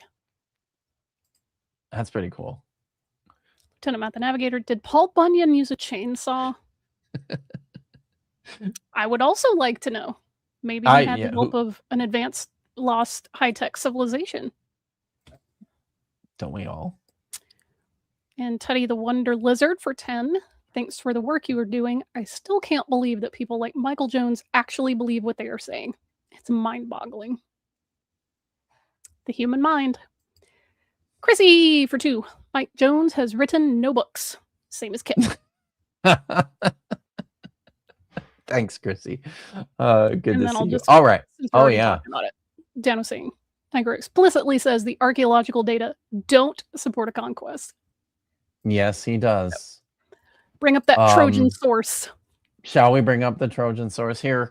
Page 202 of Nigro's article. And see, this is why I prefer. I mean, I've done this before. I've set quoted material. I've set them into my own slides before, but listen, this is how I prefer to do it because I want you guys to see that I'm not lying to you. This is the actual article that that Nigro has written, and I want this to be clear that that we're going to the source here and we're reading what the scholars are actually saying. It's very important.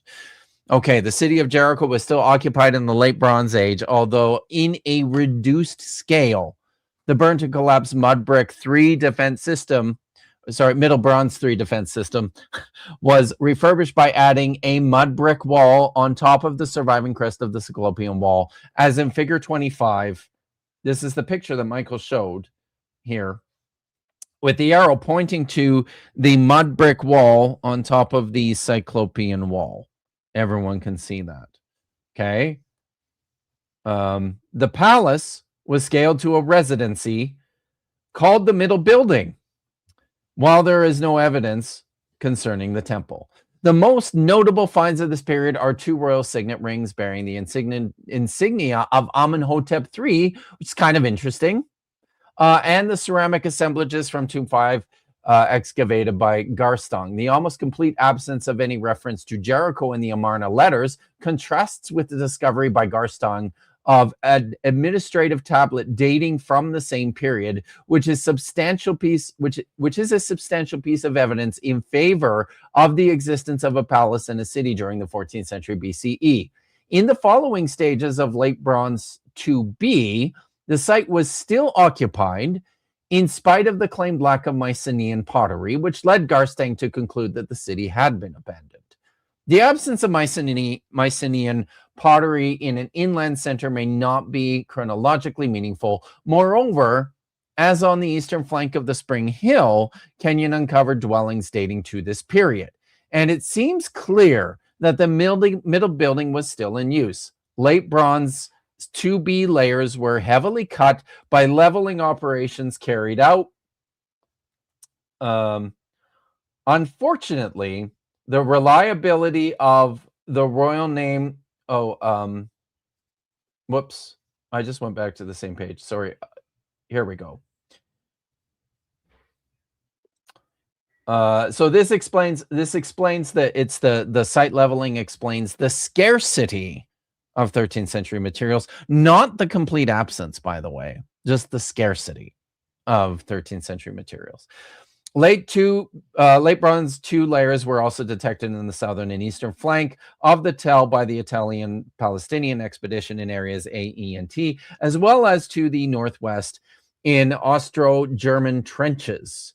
The overall stratigraphy of Tel El Satan through time may explain why late Bronze Age layers were mostly preserved all around the Tell on its flanks, but were almost completely cut away from its top by Iron Age Roman, Hellenistic, and Byzantine building activities. He's got an important note here about the biblical account of Joshua and archaeology at Tel Es Sultan. This page 204. This was included in Michael's slide, but I feel like he's missed some of this. Tel Es Sultan is the protagonist in one of the most famous accounts of Old Testament. The first major episode of the narrative, the conquest of Canaan by the Israelite tribes under the guidance of the chieftain Joshua, Joshua 2:6. As with any literary narrative, the biblical text has its internal chronology, which fixes Joshua around 1480 BCE, i.e., 480 years before David. This, of course, is an exegetic issue and not an archaeological or an historical one. W.F. Albright, who wanted to let biblical stories play on a real historical stage, thought that Joshua's account might better fit the scenario of the 13th to the 12th centuries BC Palestine, exactly corresponding to a major occupational gap at the site. This was seen as a problem excuse me, by those thinking that the biblical account should have had a literal archaeological correspondence, influencing in turn several scholarly and popular discussions. As excavations started at Tel Es Sultan, this became a tantalizing question. debated both in archaeology and biblical studies. Although it is now accepted that this perspective is methodologically erroneous, it nevertheless deserves some comment. As a basic premise, one should remember that archaeology rarely succeeds in matching written sources and excavated evidence. Only the retrieval of extraordinarily well stratified inscribed items may allow such a positive correlation, and there are many cases where this has not been enough to achieve a reliable historical reconstruction. In any case, the ruins of Tel Es Sultan include massive, collapsed and burnt mud brick structures. One may imagine that the terrible destructions suffered by the Canaanite city both in the 3rd and 2nd millennium BC had surely become part of the local shared memory and possibly were narrated, as the Jerokians had been able to overcome them almost every time. There is no way, however, to link them directly to the Bible, except for the fact that the biblical author may have reused one of these stories to validate the historicity of his narration. The ruins at Tel Es Sultan are far older than the alleged date of Joshua's conquest. Moreover, if we consider the time when the biblical text was written, the 6th century BC, or that when it was orally translated somewhere between the 12th to the 7th centuries BC, as well as the long story of its written transposition, it is clear how hazardous is any attempt to seriously identify something on the ground with biblical personages and their acts. Nonetheless, the already famous ruins of Jericho were exploited by the biblical author, giving them an everlasting fame. So, I'm sure. still stuck on that sentence. There is no way, however, to link them directly to the Bible, except for the fact that the biblical author may have reused one of these stories to validate the historicity of his narration.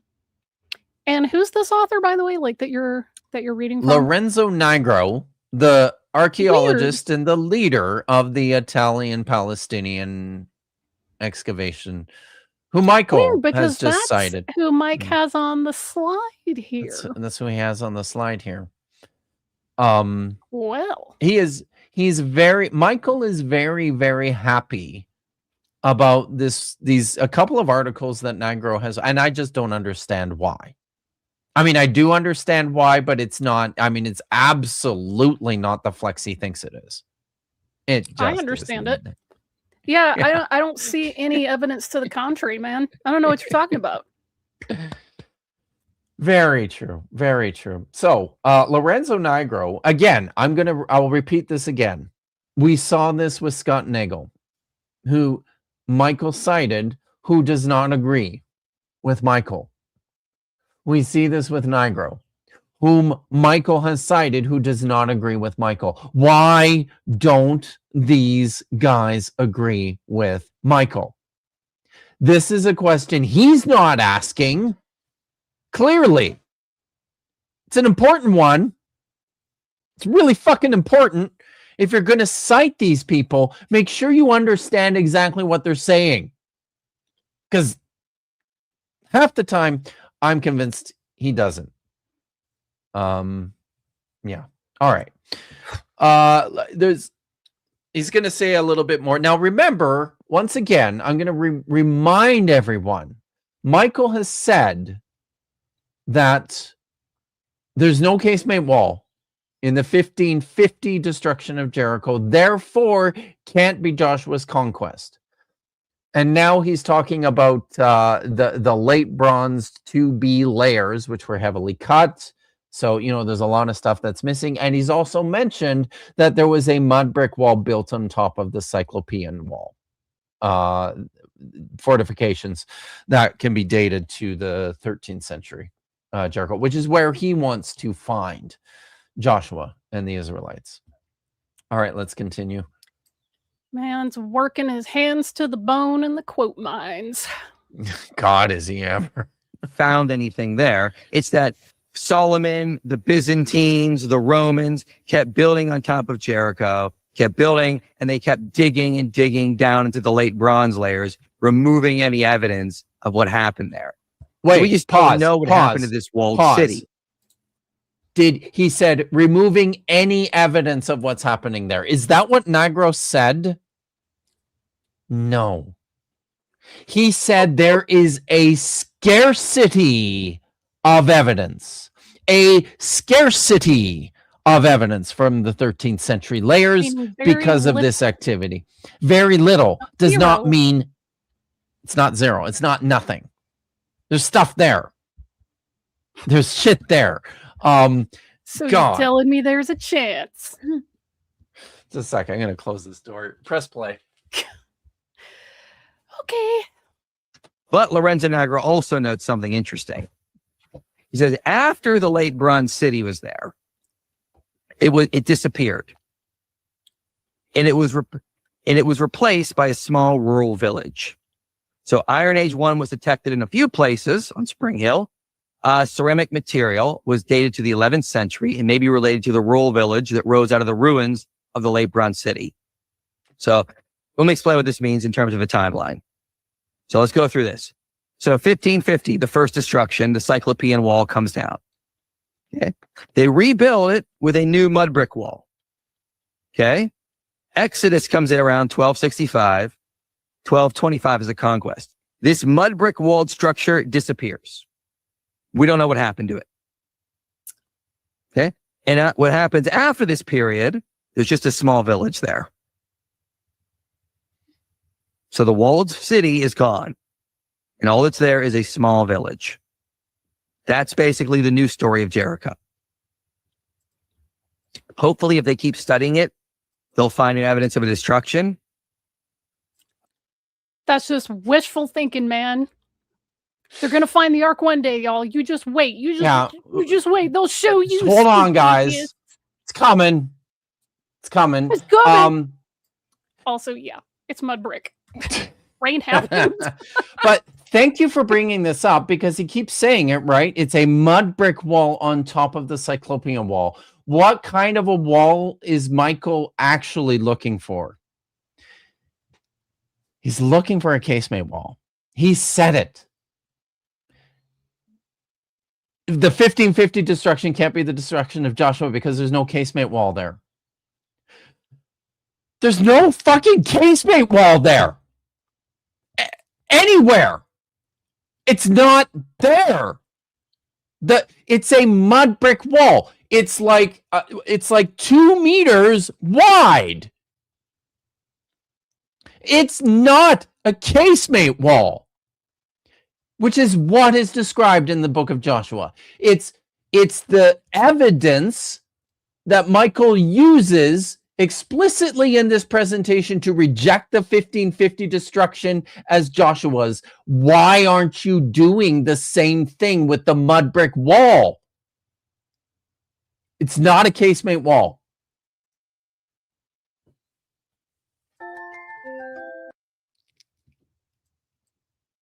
Okay, press play. Yes. But again, this does at least fit with the biblical timeline, does it not? It's very well with it. You have an Exodus, a conquest, you have a walled city, and that's gone. It's no longer there in the 1100s and the 1000s. So something happened to that walled city. Unfortunately, again, because Solomon, Hellenistic, and Byzantine rulers kept digging in that area, they removed evidence of those late bronze layers. How is he going to pin this on Solomon? What is happening? Yeah. I mean, I guess we can, I mean, it doesn't, so, but yes, it doesn't fit it again, right? It absolutely does not fit with the biblical timeline because the biblical timeline has the destruction of Jericho taking place in the 16th century, which is not what Michael's talking about.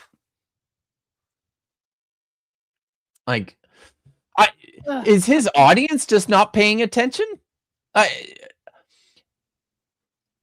all they're hearing is a bunch of words, and their brain is going, "Yep, that proves the Bible. Yep, that proves it." Proves it. So Proves it all. Okay. But that doesn't mean it contradicts. In fact, this is very consistent with the biblical timeline now. Very consistent. So, wrong. according to the latest reports, Jericho can now fit with the biblical account. No, Finally. No. Let's talk about I. The Okay. site that Pause it. scholars generally okay. say. Let's see. Do I actually? I'm not going to bother with it. There is a. When was this video posted? I responded to this all this years before. I blocked. Yes. So this was just a few weeks ago. Dan, he gave this presentation. As I mentioned, you might have missed it at the beginning, but I think this is a presentation he gave at a church in Boston while he was there for ETS in November. But this is, and yeah, it's basically just his Exodus Rediscovered series that he did with Falk a few years ago. So it's yeah, but he doesn't listen.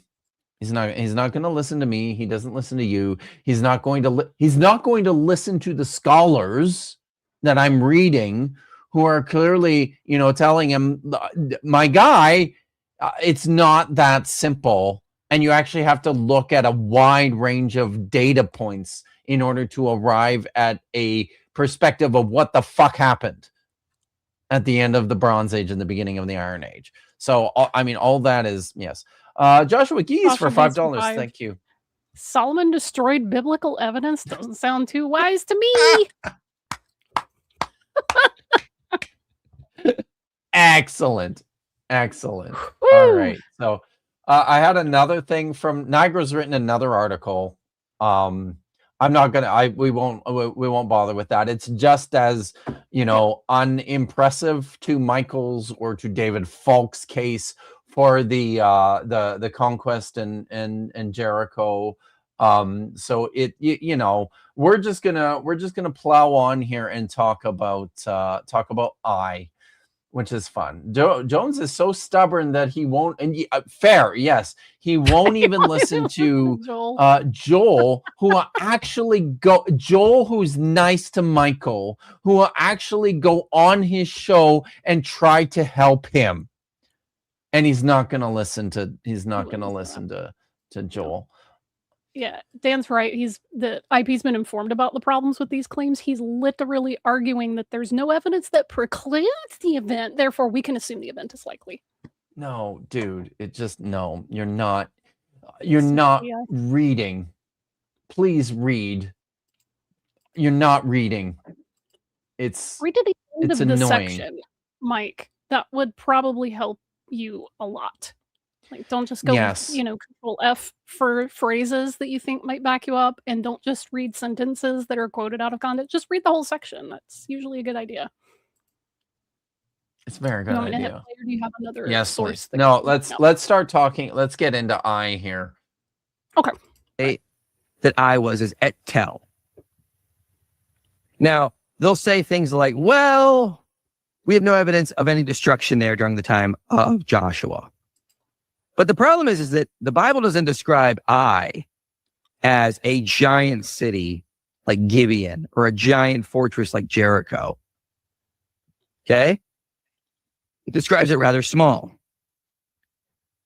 Joshua only took a small number of men to ambush it at first. And then it says, when the men of Ai chased them, there was not a man left in Ai or Bethel that did not go after Israel.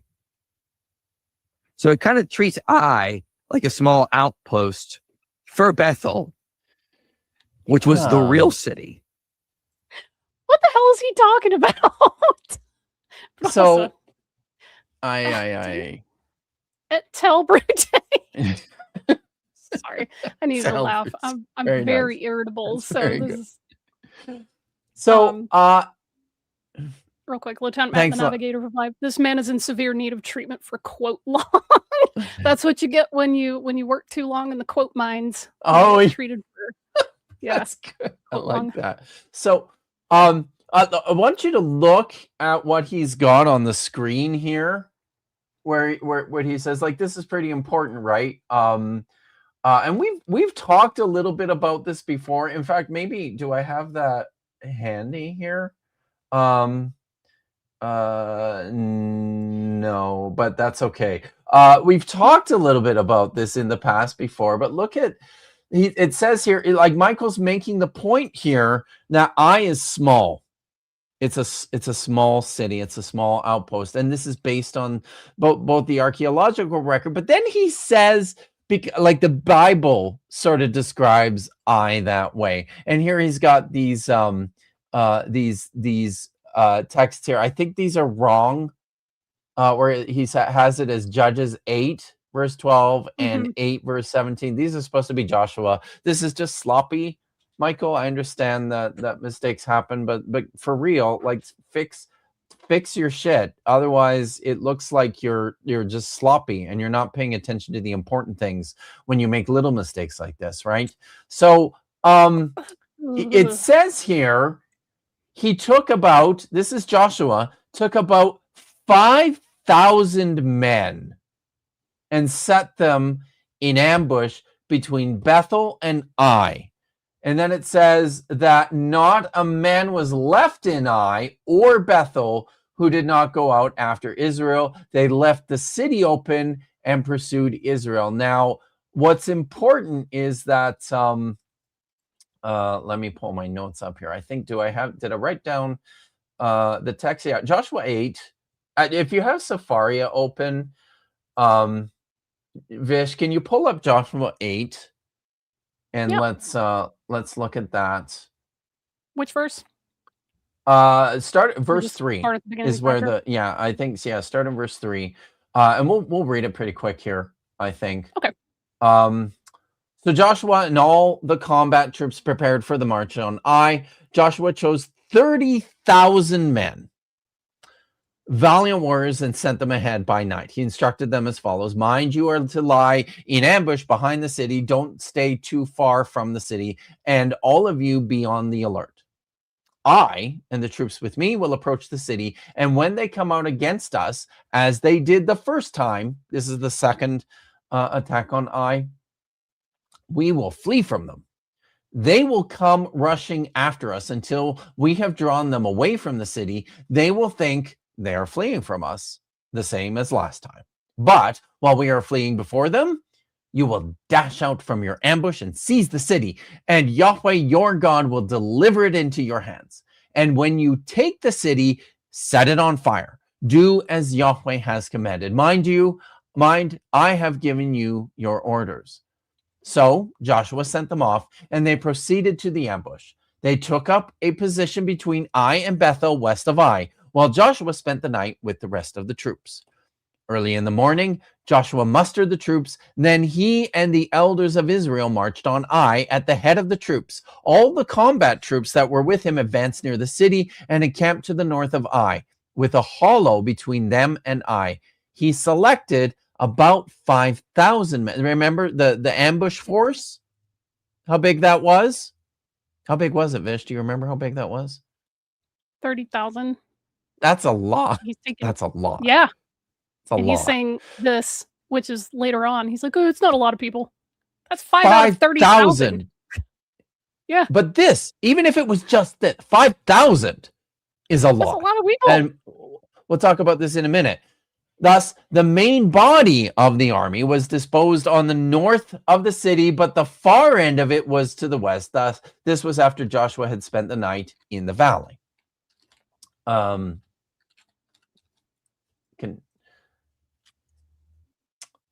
When the king of Ai saw them, he and all his troops, the townsmen, rushed out in the early morning to the meeting place, facing the Arabah to engage the Israelites in battle. For he was unaware that a force was lying in ambush behind the city. Joshua and all Israel fled in the direction of the wilderness as though routed by them.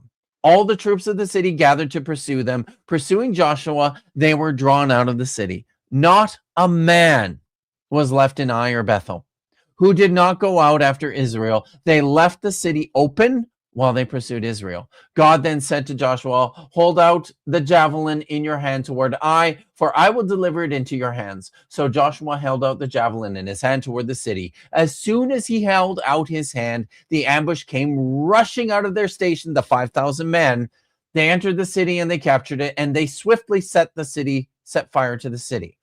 The men of Ai looked back and saw the smoke of the city rising to the sky. They had no room for flight in any direction. The people who had been fleeing to the wilderness now became the pursuers.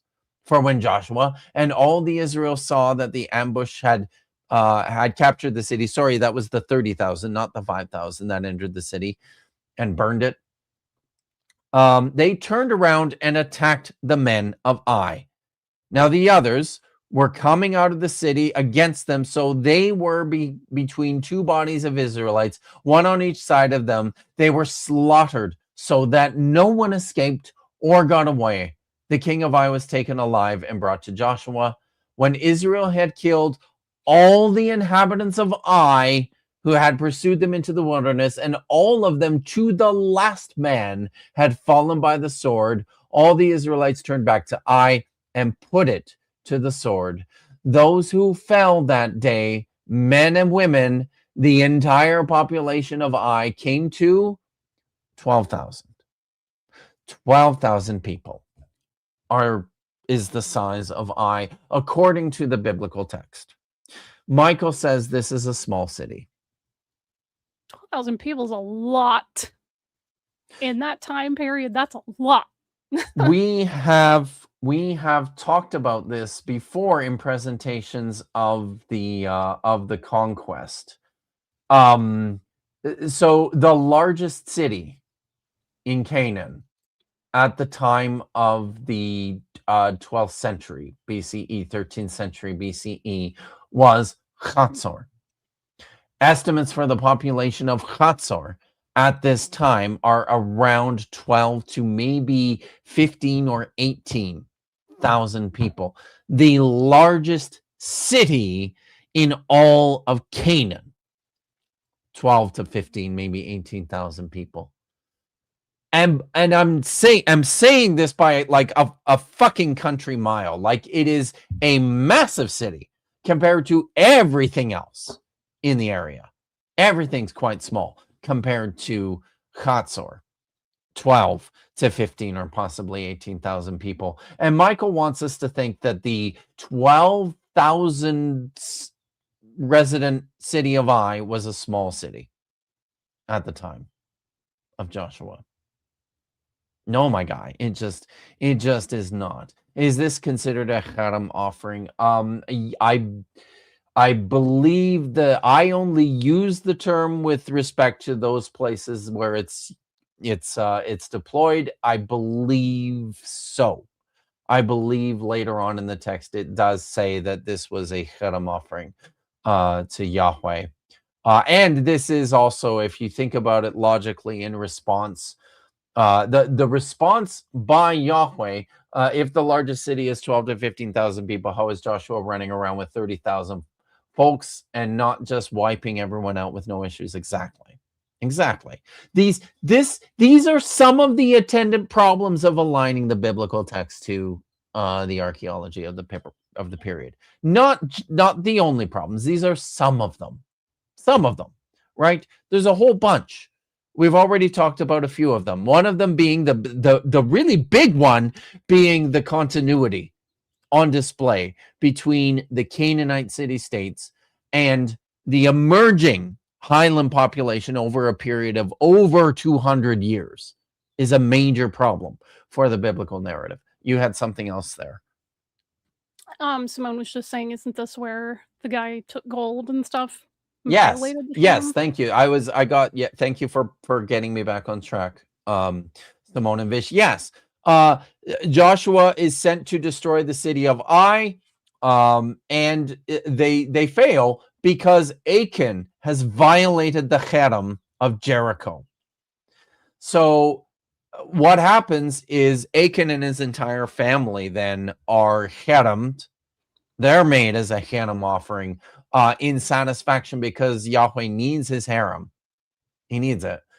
And then what follows after that is Yahweh is satisfied. Now they can go and destroy Ai, and it says that that they killed everyone.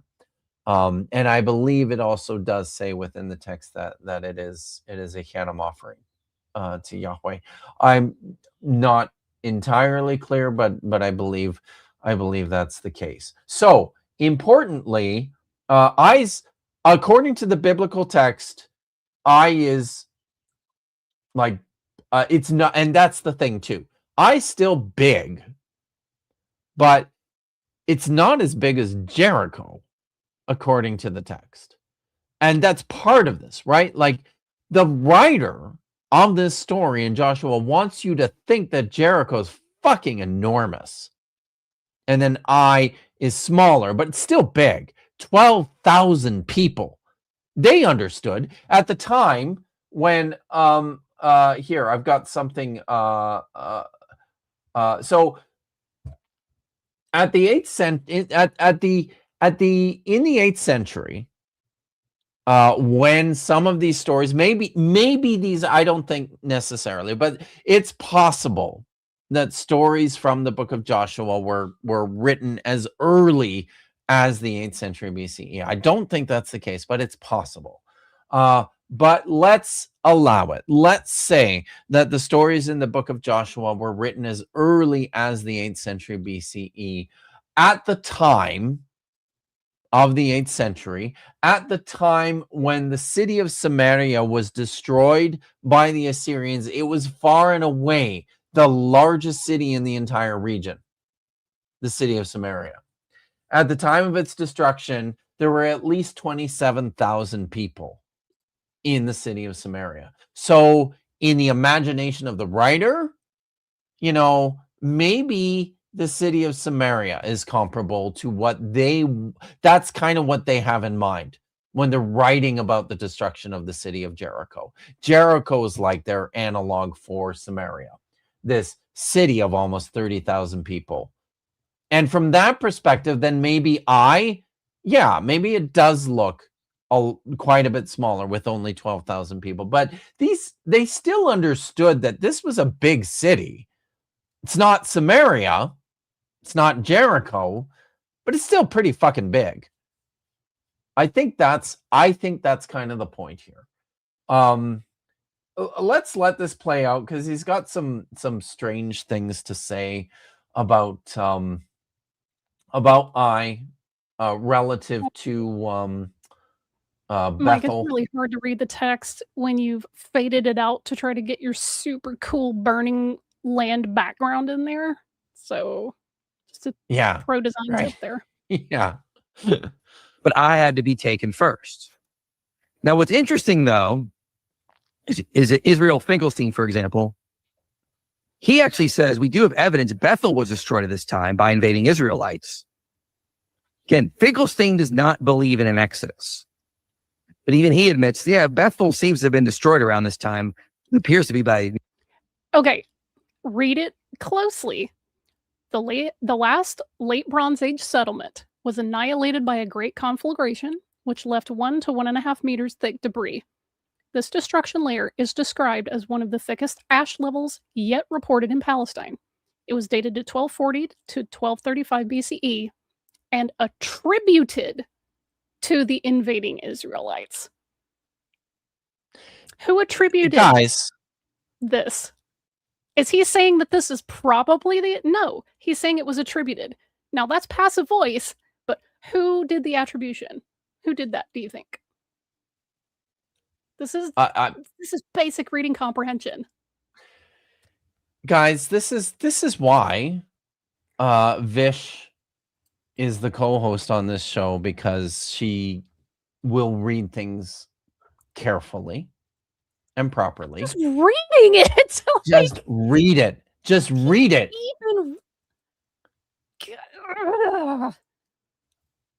Tenemath the Navigator for 5. His graphic design talent is much more advanced than his capacity for historical analysis. Not by much. That's fair.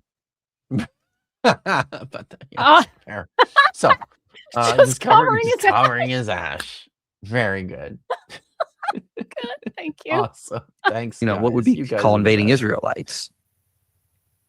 And of course, we Did you also have pull to this note paper something early? about.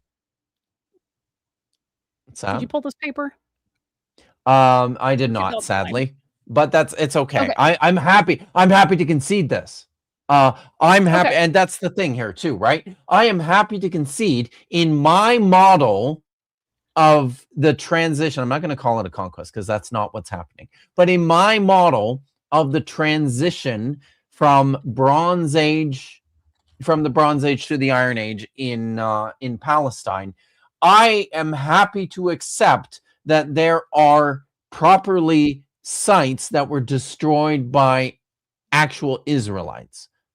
I think Hatzor is the best candidate for that.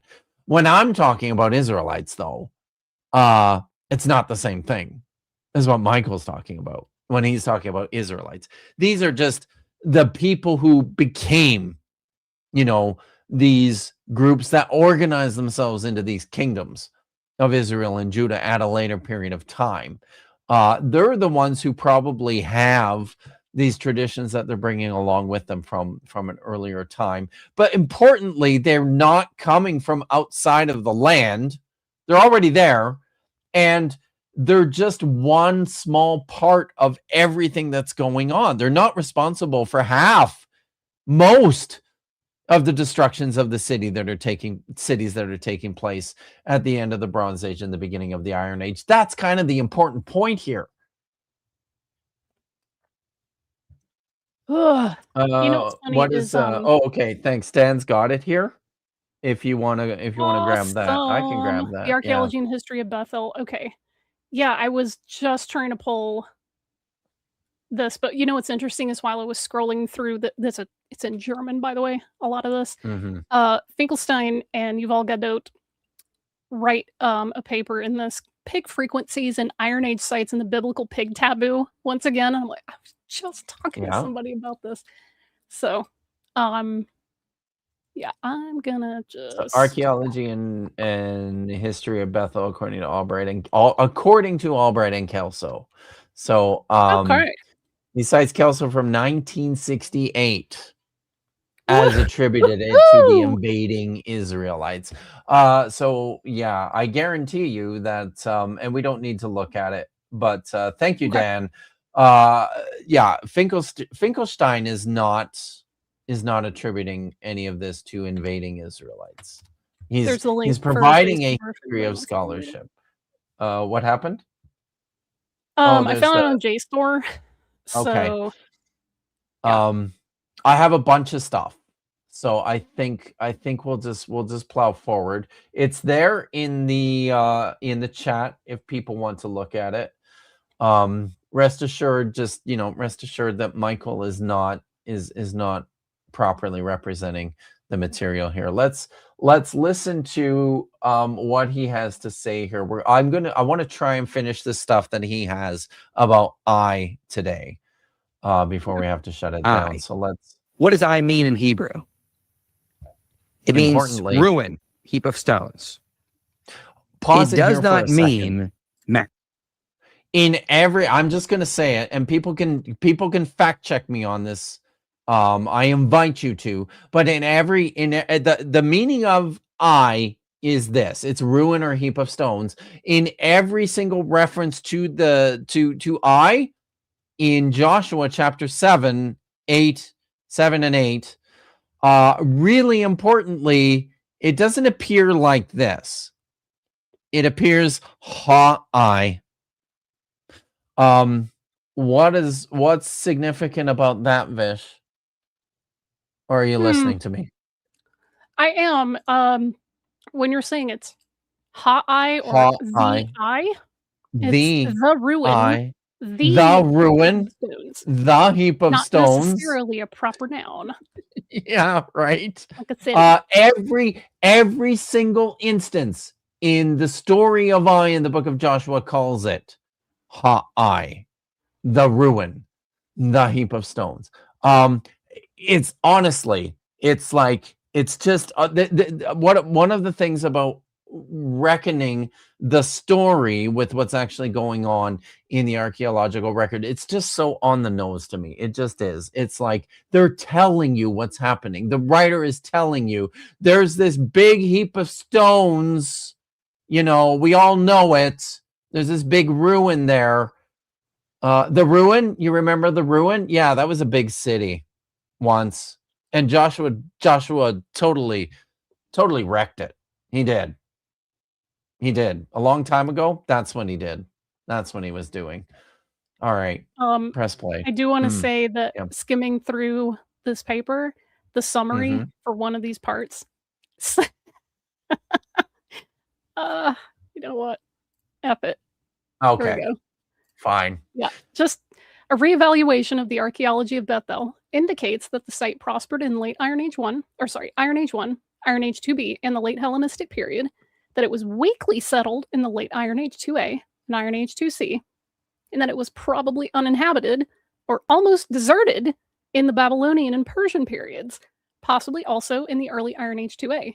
Biblical references to Bethel should be read accordingly. The only possible period for the supposed strong scribal activity at Bethel is Iron Age 2B in the 8th century BCE, probably before the fall of the Northern Kingdom. Yeah. I mean, there's nothing even here about, Jeez. Okay. Walled city. It seems that it was a ruin that the Bethelites used as sort of like an outpost of their main city. This is just a smaller sort of outpost used for defense, warning, and so that is what I simply was. Kenneth Kitchen reminds us something about the biblical account. He says, it still needs to be remembered also that the entire area of Et-Tel has not been dug. Fully eroded parts, of course, can never tell us anything. The Hebrews may well have taken Bethel after Ai, but the narrative is focused on Ai. So again, the point of the narrative is just to focus on Ai, this smaller area. Now, you may still be upset, but let's talk about a couple other things. So first off, why? Why are they? Why is the biblical narrative focused on Ai? Did you ask that question? Why not Bethel? Why not? Why Ai, not Bethel? I mean, I think that's significant. Okay, drop that. We're gonna have to. I think we're gonna finish with this stuff on Ai, and we're gonna have to come back to this next week. What was that from? I want to see that from Hayden. You pulled something up from Hayden, didn't you? Mm-hmm. Yeah. It's like, hell yeah. Oh, hell yeah. Kenneth Kitchen time. God. and then Simone's. Yeah. Did anybody just cringe or grimace? It's like, yeah. It's at that point now, isn't it? So, okay. Let's talk about I need to pull up my notes here. I've got a few things. Can I close Michael? Yeah, you can close Michael. We're done with him today. Yay. So, the Ai is a serious problem for the 13th century conquest ideas. And I'm gonna bring up this is Amahai Mazar, great Israeli archaeologist. Josh and I had the distinct privilege of interviewing him and talking with him about Canaan at the end of the Bronze Age and the beginning of the Iron Age. It was a delightful conversation. It's a video that you can find in my catalog. I encourage everybody to go watch that if you haven't. It was really great. But here's what he has to say here in an essay that he wrote in I think this is 2010 actually. So the conquest narrative in the book of Joshua and other conquest stories in the book of Numbers and Judges have long attracted archaeologists. Destroyed cities are something that archaeologists should be able to discover And if indeed Israel destroyed many Canaanite cities, as described in various conquest narratives, in particular, but not only in the book of Joshua, then archaeologists should be able to uncover those ruined cities. Stands to reason. In the early years of biblical archaeology, historians and archaeologists tended to accept the conquest narrative at face value. Archaeologists like John Garstang, William F. Albright, Yigal Yadin, and others presented the Israelite conquest of the country as a short-lived event that could be identified archaeologically. Yadin was perhaps the last to present Joshua as a real military hero who conquered city after city in Canaan in line with the biblical narrative. Yigal Yadin was excavating in the 1960s. It was a long time ago, and a whole lot has happened since then. Oh, look, he says, since the 1960s, however, it has become obvious that this is not the historical reality.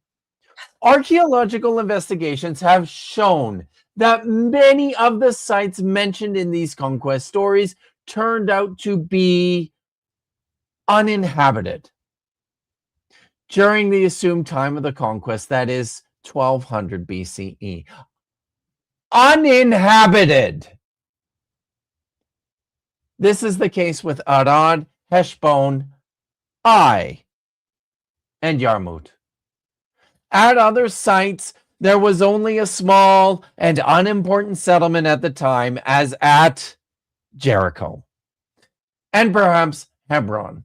Others, like Lachish and Chatzor, were indeed important Canaanite cities, yet they were not destroyed as part of the same military undertaking, since approximately 100 years separate the destruction of Chatzor in the mid-13th century from that of Lachish in the mid-12th century BCE.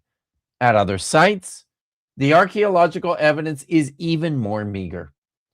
It is thus now accepted by all that archaeology, in fact, contradicts the biblical account of the Israelite conquest as a discrete historical event led by one leader. Most scholars of the last generation regard the conquest narratives as a literary work of a much later time, designed to create a pan-Israelite national saga.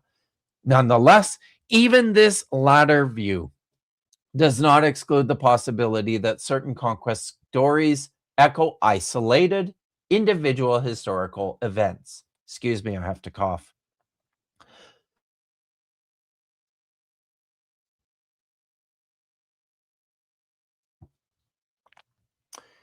They do not exclude the possibility that certain conquest stories echo isolated individual historical events that may have occurred during the late second millennium BCE, though perhaps not specifically in relation to Israel as a nation or to Joshua as a military leader.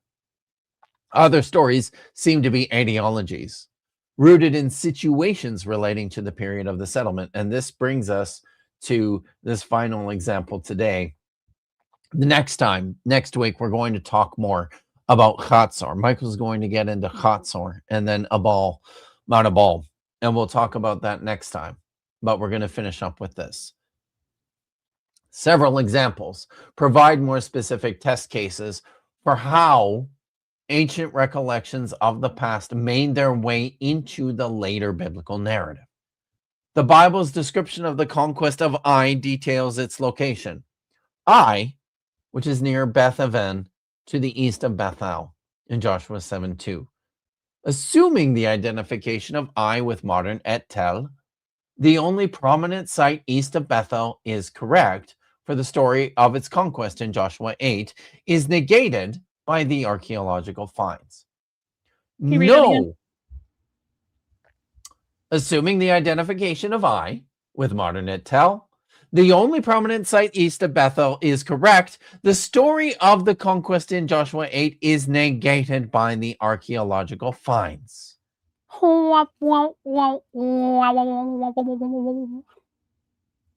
Sad trombone.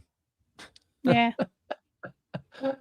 No late bronze Canaanite city was found at this place or in its vicinity. Thus, the conquest narrative in Joshua 8 cannot be based on historical reality despite its topographical and tactical plausibility. The story can be explained, though, in light of the archaeological evidence at the site as an etiological story. An Iron One village was built above the prominent ruins of the much earlier fortified 3rd millennium early Bronze III city. And its inhabitants must have known of the older fortification, which was destroyed more than 1,000 years earlier, and whose ruins can be partly seen even today without excavation. It is reasonable to suppose that the story of the conquest of Ai was created by the Iron Age 1 settlers to explain the ruins upon which they had built their own village. Ai, the ruin. As the site was abandoned at the end of the Iron 1 period, the etiological story might have been created during the time of the settlement, 12th to 11th centuries BCE, and transmitted orally for centuries until it found its way into the biblical conquest narrative. The reason why Michael wants to set the focus on Bethel as opposed to Ai is because he actually knows this. He knows that at the time that he wants this story to take place, there's a ruin. There is a ruin at Ai and nothing else. So he suggests it's a mustering point. It's a place where people from the city of Bethel come and gather to, form the army and go out on campaigns. Importantly, just read the fucking text. It says that the city of Ai was entered by the invading horde of 30,000 Israelites. The city of Ai was burned by the 30,000 Israelites, attracting the attention of the army that's gone out pursuing Joshua and his forces. And they rush back to the city and are slaughtered. It says 12,000 people from the city of Ai. All the inhabitants of the city of Ai, men and women, are slaughtered. 12,000 people by the forces of Joshua, according to the biblical story. I'm just reading the text. That's what I'm doing. I'm looking at the archaeological record and saying, yeah, this just doesn't work. However, sure looks like somebody made up a story and exaggerated a whole bunch of shit about this place that they clearly identified as the ruin. They know what it is. Why can't you, Michael Jones? Why can't you read the text? Why can't... He doesn't want to. He doesn't want to. You know what? This deserves a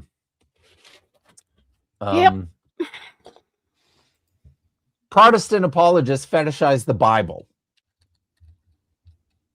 Stop it, Michael Jones. He's not going to listen to me. I know that because he's not going to bother with this. He didn't listen to Dan McClellan. He's not listened to me in the past. He's just going to continue to do this because this is what people who fetishize do. You don't learn anything. You don't correct. You don't investigate. You don't satisfy your curiosity, you just continue. You just continue to objectify the text. It's not important to you except insofar as it satisfies your own religious systems. That's all it's doing. That's what this is. Just, yeah, you know, this is the kind of shit that that just continues to frustrate me. This is why this channel is here. This is why I'm here. I actually love the text. I'm actually interested in what it has to say. And I'm actually interested in how it fits into this bigger puzzle of archaeology that informs us about the culture, the history, and the social systems of these time periods, not only when the text was written, but those in which it's reflecting backwards onto. It's fascinating, and it's interesting, and it's exciting. And we learn about this shit from actual scholars who are doing this work. Not just archaeologists, but biblical scholars as well, and historians. Michael doesn't care about any of that. He's got a narrative that he's promoting, and he's going to promote it with his full chest. And scholars be damned. Also, people were asking about my huge fan. Sorry for the corporate branding, but it was free. It was free. Holy shit, so look at that. go to your local Pride, and lots of people will be probably giving out fans. They may or may not be the size like that you can do little fan cracks like you do at drag shows, but hit that up because I have quite a collection of these massive sets of fans that you can just crack. Excellent. Excellent. Yeah. No, that's great. Thanks, Vish. Nothing more satisfying than a good fan crack. Right. We've got a member chat from Sarah. I don't think we have anything else. Thanks again, guys, for your generosity today and helping to keep things going here. Okay. Guard says, you know all those apple trees in America? Guess what? One guy, Johnny Appleseed, planted all of them. I mean, how else would they have gotten there? We find apple trees all over North America. Duh. Yeah, that's true. Chrissy for 2. As a note, Negro's name is pronounced with the long E sound. So it's not Negro. Negro. I understand. And I do it intentionally just because because I don't, it's sensitive. So, but again, I mean, in a lot Chrissy. of Romance languages, negro is a color. Mm-hmm. It's been used, to denigrate people. However, I prefer to just pronounce his name Negro, like it is, but it's fine. Yeah. Galiadine was also a war criminal, according to recently published records of what occurred in 1948. Sure was. Yes. Yeah, I mean, look, this is a really interesting, good parallel example from the modern age. Is people would go in and intentionally depopulate villages, and then just build another one right on top of it, or build or plant trees or something right on top of it, and that was done intentionally to like erase presence and all these other things from the people that were living there. So yeah. And I'll say one more thing about Yagel Yadin, which is not nearly so serious, but still terrible. He probably stole the temple scroll. Because he after the 6-day war ended, Yagel Yadin dispatched agents to go get it from its rightful owner, Kando, who was holding on to it, and in the process of trying to broker a deal for its sale for $1 million. This was going to be Kando's retirement fund. He was going to sell the temple scroll and retire a rich man. Yagel Yadin entered his house and took it and never gave it back. Eventually, he paid Kando about $120,000. But I don't know, Vish, $120,000. That's not, I mean, it's not $1 million. which he absolutely, there was a deal. Like, I mean, Elizabeth Bechtel was prepared to pay $1 million for the Temple Scroll. The money was there. So, just saying. All right. Well, if Mujahideen is, the war criminal that these recently published documents allege, well, yeah, it tracks that he would just bust into somebody's house and go, "This is mine now." Yes. Tracks. So, yes. Triceratops member for 2 months. Thanks for reading from sources we can't afford. Absolutely. You bet. People Also, need to see this stuff. And who have access to your local library, some of them will get institutional access to these papers. Not all of them, but many of them. Yep. I couldn't get access through my public library here in LA for a paper that I was needing, so I just reached out to my brother who works at Auburn University, and I was like, "Hey, can you get me a copy of this?" Because for whatever reason, it was only academic libraries that had it. So I was like, "All right." See, I'm fortunate that I have a lot of friends in academia, and I can get just about anything I want. Yeah. So, yes, but it's my pleasure, and I feel it's my obligation as well. And you need to know, there's still, I was racing through a couple of things because I wanted to get through a substantial part of Michael's video. I've got plenty of additional scholarly citations that I set up to read to you today that are all saying the same things as Christian Frevel, as Amahai Mazar, as Israel Finkelstein, as I think those are the three I pulled today. Did I pull any others? I'm not sure that I did, but everybody is saying the same things about the conquest of Canaan. It did not happen. Can you make a note? The conquest put those in the description did not happen afterwards. The citations. Mm-hmm. Okay. That'll take me some time. I will try to get that done by the weekend, which brings me to what's going on over the next little while here on the channel. I will be back. Well, we'll be back. You and I, Vish, are going to be back tomorrow on Dapper Dinosaurs channel. I believe you're going to come, right? You'll be there.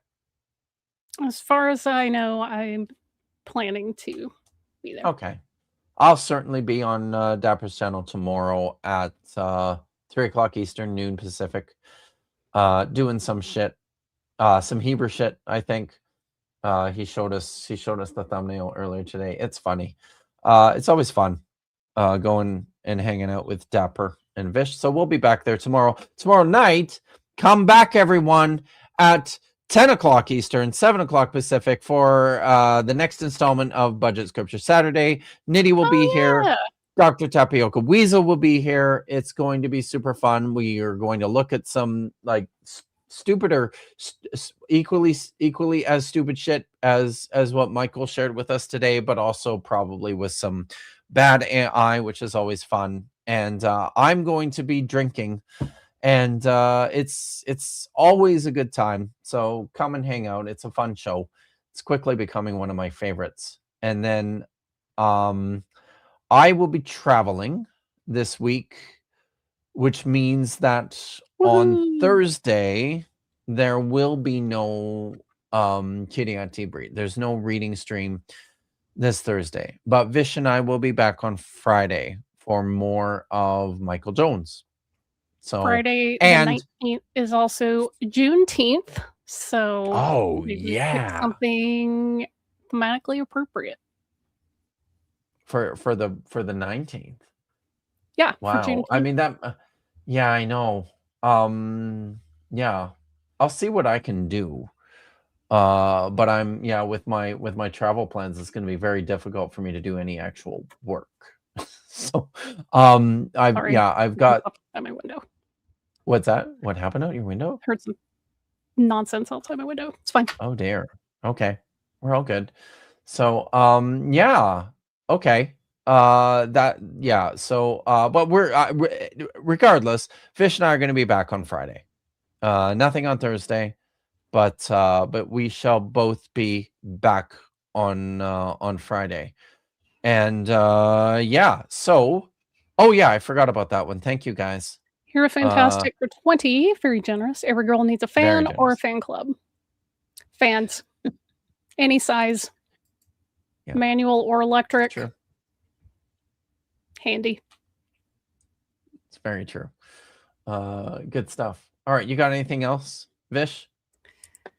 Nope, I'm just going to like a picnic festival type thing over at the Tar Pits. They're having a big community that sounds awesome. event that is free, and a chance to see a museum for free is always a really good time for me. So it'll be a chance for me to check out the grounds before they close it for a 2-year renovation project. So, oh my God, for real? Wow. Yeah, that's what I'm like, oh my God, I gotta get over there. I was just about to ask you, because I'm like, I would like to go see the Tar Pits. Well, you got until like the first week of July. So, well, damn, it's not. You gotta wait 2 years. 2 like years. The excavations around the place will still be open, but they're going to be revamping like the museum and the big building center. I feel like yeah. So it looks cool. It's a cool place to go and visit. Lots of cool science and history happening there. All right. Yeah. Well, we'll get there.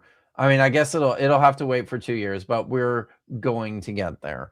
I wanted to flag this one because I did see it before. One of my objectives is to make a Bible animation that'll compel Dr. Davis to not react to AI on a future Budget Scripture Saturday stream.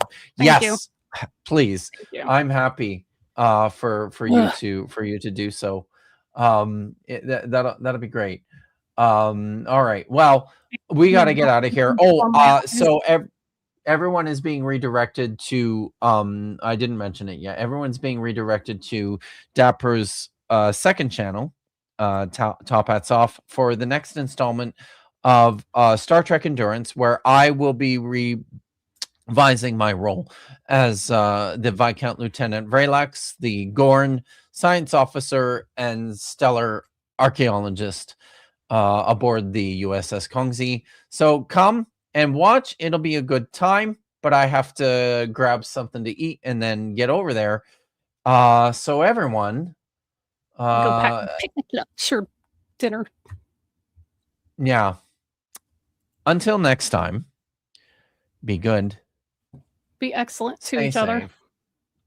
And God damn it, I forgot to pull this up. So I need to find the outro and then I will start again. I'm sorry. Kev Davis has written nope. It's really not that one. Okay. Here we go. Let's try this again. Until next time, be good, stay safe, and as always, hot take 5.